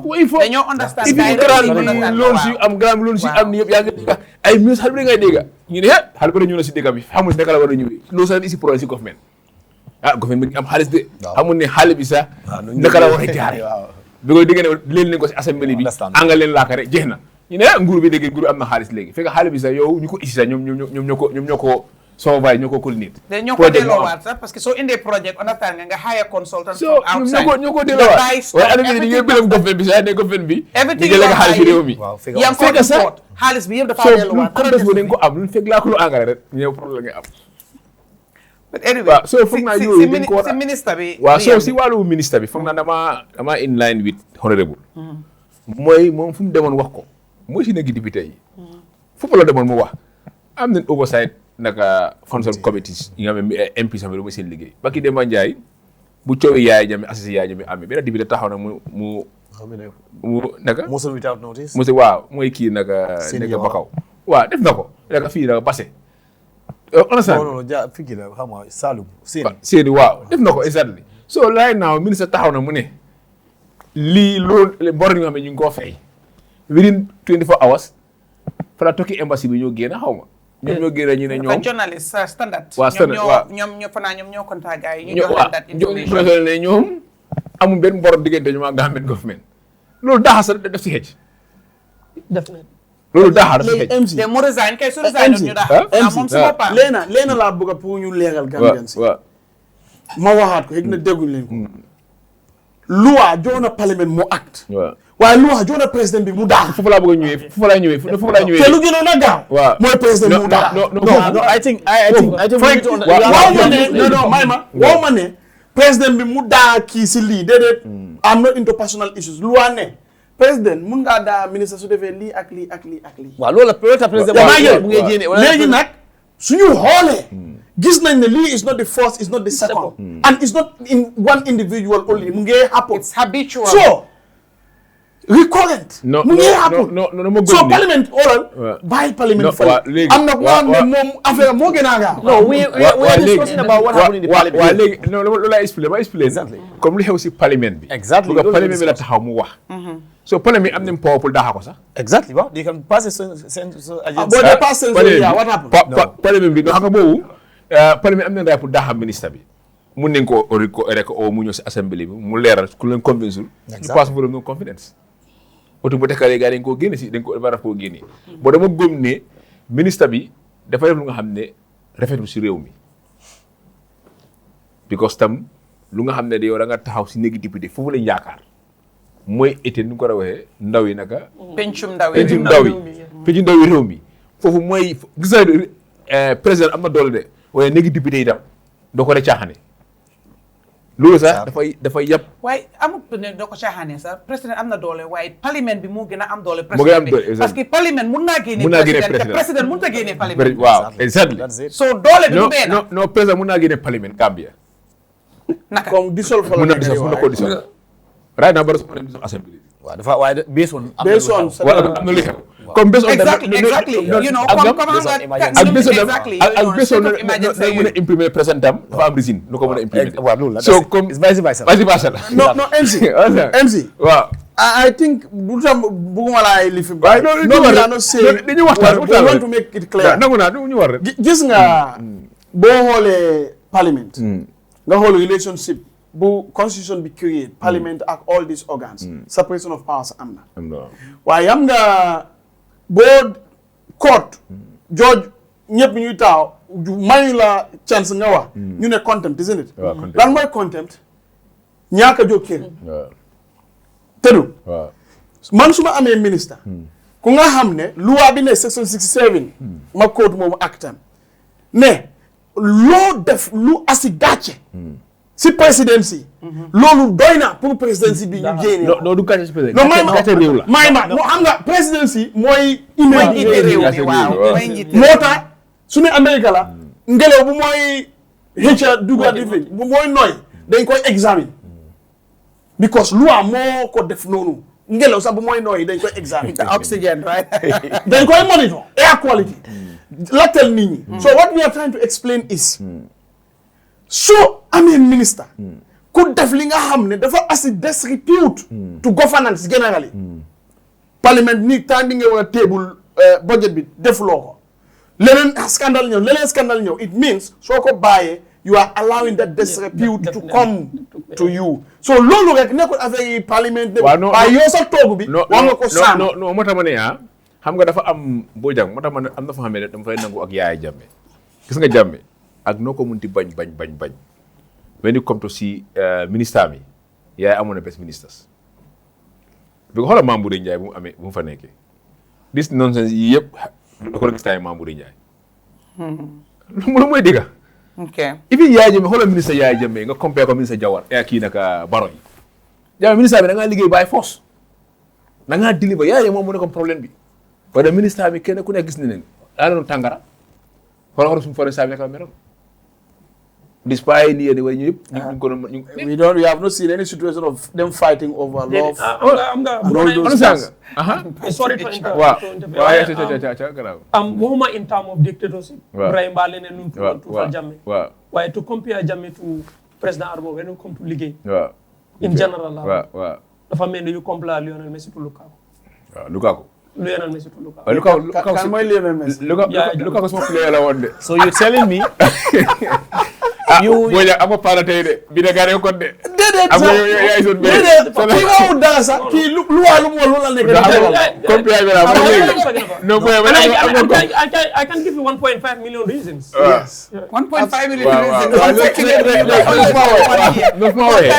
No fuma waye to interject. No close rek man fu ma bëgg a lifi rek mooy Barrow dafa war a xoolaat toogaayam because yow leen dénk réew and dénk réew yaakaar bu rëy la tey bul xool wax naa ko fi last time Barrow ministre bi am ñu fa nekka lu fa nekka rek mooy dem nañ commis bu woña mu bokk si MPP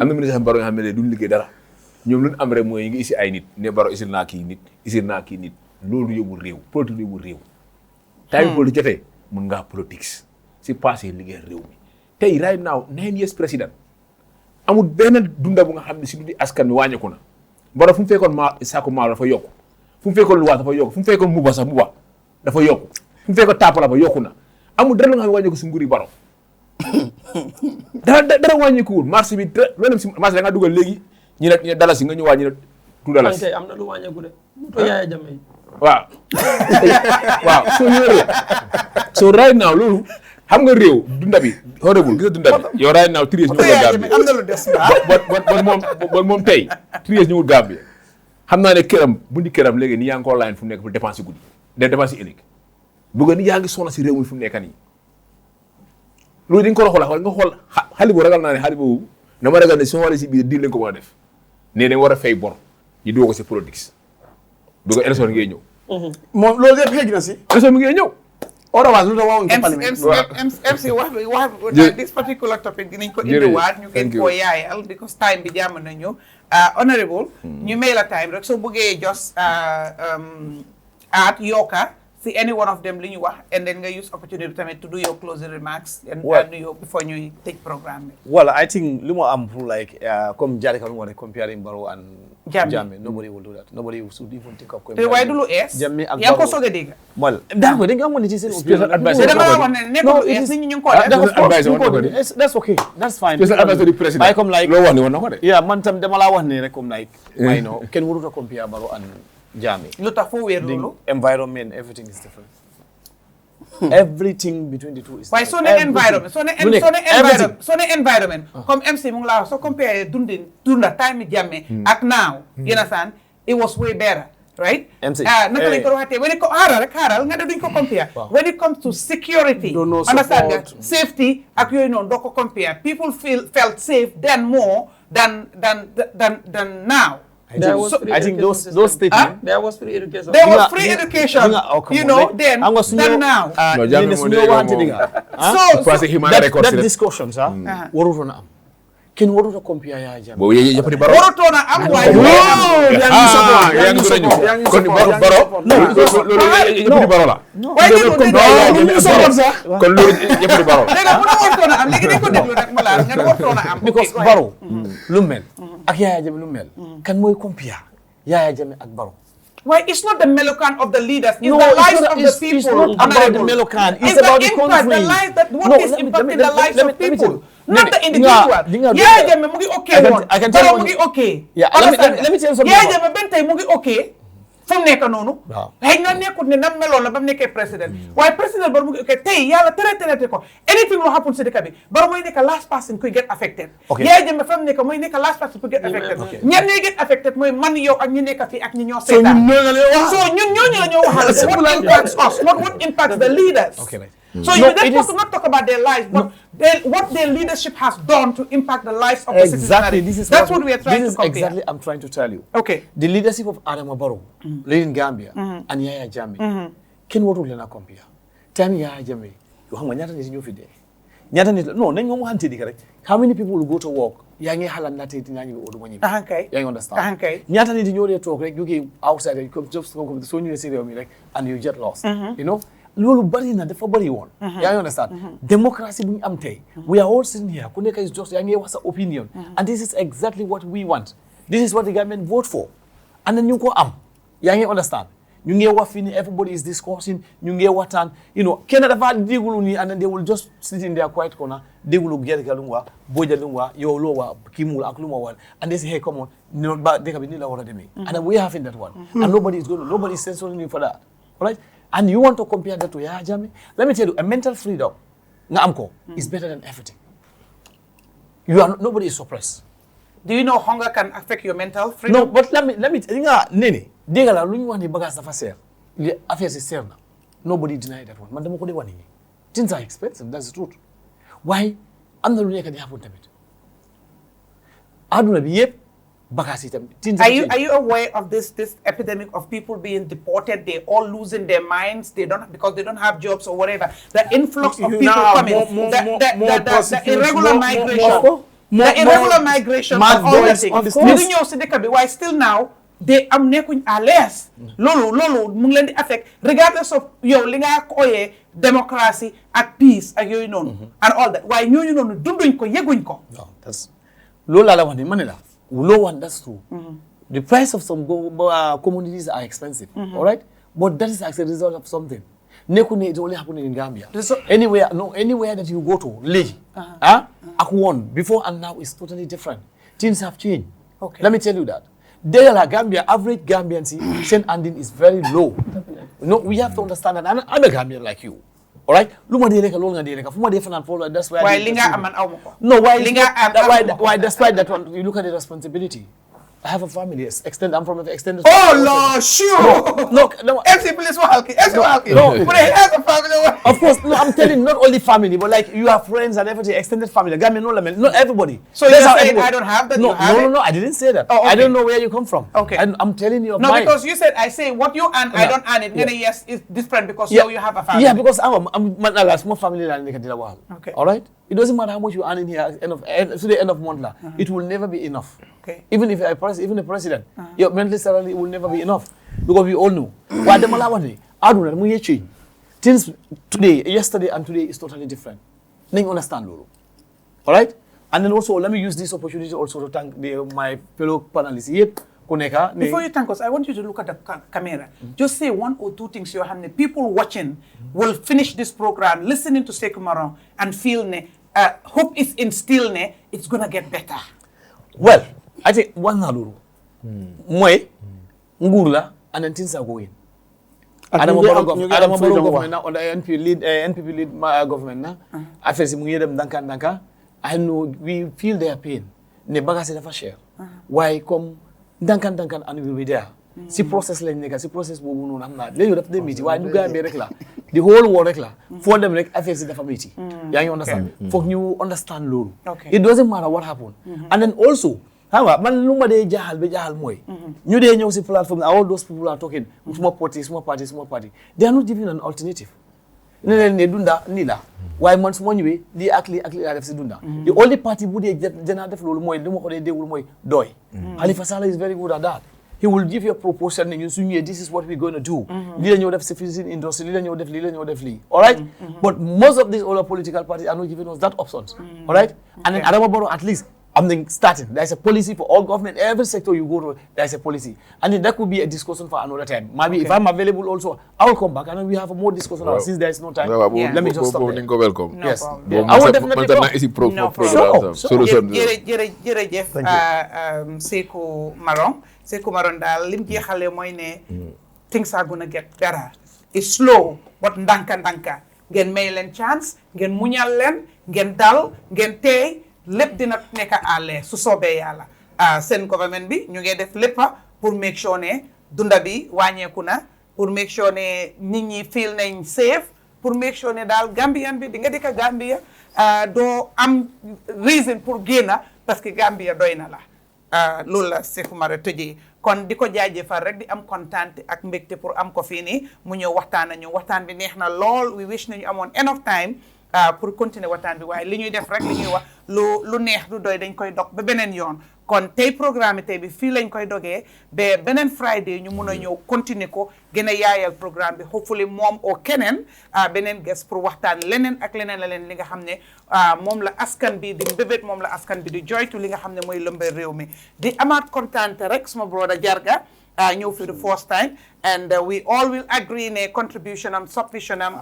waxtaanam war yaakaar bi mooy ne indi na yokkute jëm kanam yeete na te it dalal na xel kon di la jaajëfal rek di la ñaanal yow tamit sa nga am wér ak wérle parce que sa dunda am na njëriñ te sa bokk politique tamit fo naa ne dina jox xale yu bari yaakaar ne war nañ cee dugga pour gis la rek nga toog pour wax yu am solo yéen yi di jaajëfal ñi nga xam ne ñooy dooleel programme bi ni njëkkee ko ci Kër Fayda ñoom yi fi sampa kër jaay kër jënd kër la ñuy def laan lépp loo xam ne ci fànn boobu noonu la saa yoo ci amee ité rek jokkoo la Kër Fayda waxtaan ak ñoom wax leen lan nga bugga naka nga ko buggee kañ nga ko bugga ñoom dinañ liggéey ak yow teete la dox ak yow bi nga xam ne li nga bugga am nga ko seen xel màcc ci lool seen affaire wóor na seen affaire leer na te seen affaire gaaw na boo gisee ñu toog fi ci plateforme bu mel ni Kër Fatou di wax seen mbir kon lu déggu la lu óor la loo xam ne la doo ci am benn sikki sàkka di also jaajëfal APS ñoom it dañuy dooleel programme bi torop boo gisee ñuy ñëw fi saa yu nekk seen loxo mu ngi ci programme bi nii kon jaajëfal leen am na solo ñoom yi fi yónnee xaalis la yi fi wécci xaalis financial institution la ñu fonk askan bi lool yombalal seen mbir ci bépp fànn ñu am app APS app bi ñu am APS wallet bi ci taay yi ne nañu indi promotion boo xam ne link lañ am soo demee si seen app bi nga jël link bi seen ko nit kooku bu duggee ci link boobu seen kenn xaalis yow mi yow nee link bi APS dañ laa jaajëfal jox la lu toll ci 1,500 loolu baax na lool am na lu bare lu mun a faj kon dem leen ngeen jëfoo APS si lépp li nga xam ne foofu la gaay ci la ñuy yëngu di leen fàttali ne suñ stars yi tamit boo leen di seetaan rek compin leen bee nañ ñaari stars loolu dafa wécce ko xaalis mu dooleel programme bi nii am na solo boo leen jàppee ci programme bi pour gis ne dinañ fi ñëw ajuma bu nekk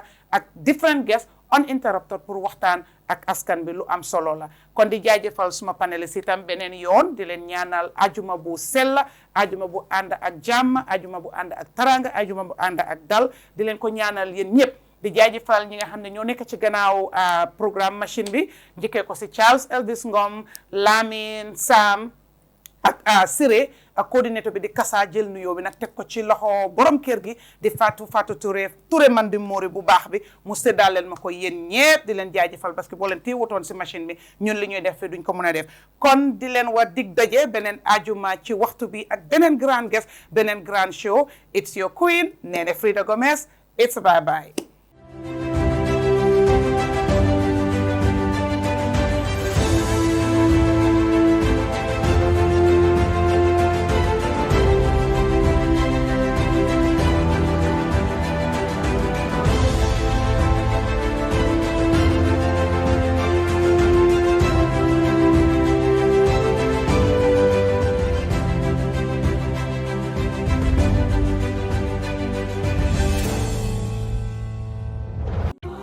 Welcome to Kir Madam Sanya, Borom, Sweden.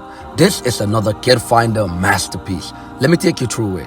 The first thing that really blew my mind about this house is the crafted seating area just around the car garage. Amazing. And the door is soundproof and transparent. Man, I can't wait to see the rest of it. And now we inside. Look at the living room and how spacious it is. Kid Finder, y'all always outdoing yourself. And we now at the kitchen area, and you can see me doing my flexibilities and the drawers are so spacious, and then they have a gas cooker. What else to see? Let's go. Now we in the guest room. Look at how big this guest room is. Super big and nicely decorated. And they have a guest bathroom as well. Man, I can't wait to see the master bedroom. Okay, here we go. We in the master bedroom. Look at how big and spacious this is. And look at how big and spacious the master bathroom is as well. Kid Finder, man, you guys are always doing it right. And now let me take you outside a little bit. Let me check my swagger up in this. You can tell I'm killing it on the runway. So now let me take you at the back. They have a swimming pool. My God, look at how spacious this swimming pool is. I can't wait to really jump inside, to be honest. And they have a Bantaba sitting area as well, so you can just chill and have a good time with family and friends. And then they have swings for children or couples. This is the right spot, trust me. And this house is just next to Kir Madam Seka. Up your sleeves for our next gated community. What is this gated community gonna look like? Because Kid Finder, they always coming up with this special, amazing stuff that we don't even think about. So I really cannot wait for it. So in case you're interested, you can just call 417-2215 for more information. And disclaimer, this property is not for sale. Has an owner and not open for viewing. Kid Finder is here for you.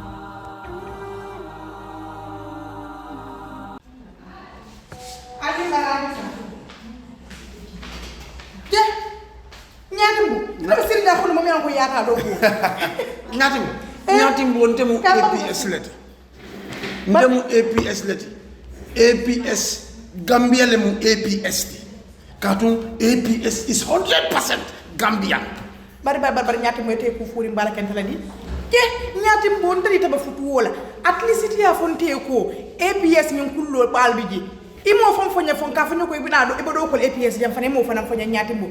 Yo min fo yenda sija. Ndanga moyro ko APS wallet isa kodo kino min tata fa wuli muan ime charge fenna wala nta sindija ako natimbo nko ko kabo transuto kata wala fa wuli muan ite fenne jola womu zero file bitun kabo wo 20,000 la ka selesan ike tam ike charge ne fa abuka fensi 1% da malam bati wota yara gamen no be nyanta wala kana APS wallet le mobile ko ka kodo ki ibadi ngol yajele ni APS kabrin nan credit koto bari min kum mayata be wala fango kas pawat ni suto be during suto be dibiding abe tema biti kol sonda ila APS mobile lo sika ni asika don ya safe da men ko fen ko atondi nawek ha ni oto je nyamen don tachi ama ni ama don abanta ila kas power isa hawasima ajibe free joriti je wata mbade ngameno albe sito ulle fisiyata alna leta APS wallet yela la mobile kon APS wallet nyaata doro barin koto nim fata do so kon to dañu defo no le mol ñala jam nim fata do so kon ba fole ba siti je mbita ndori gi sajede katu sa APS 100% namuti APS 100% Gambia 100%.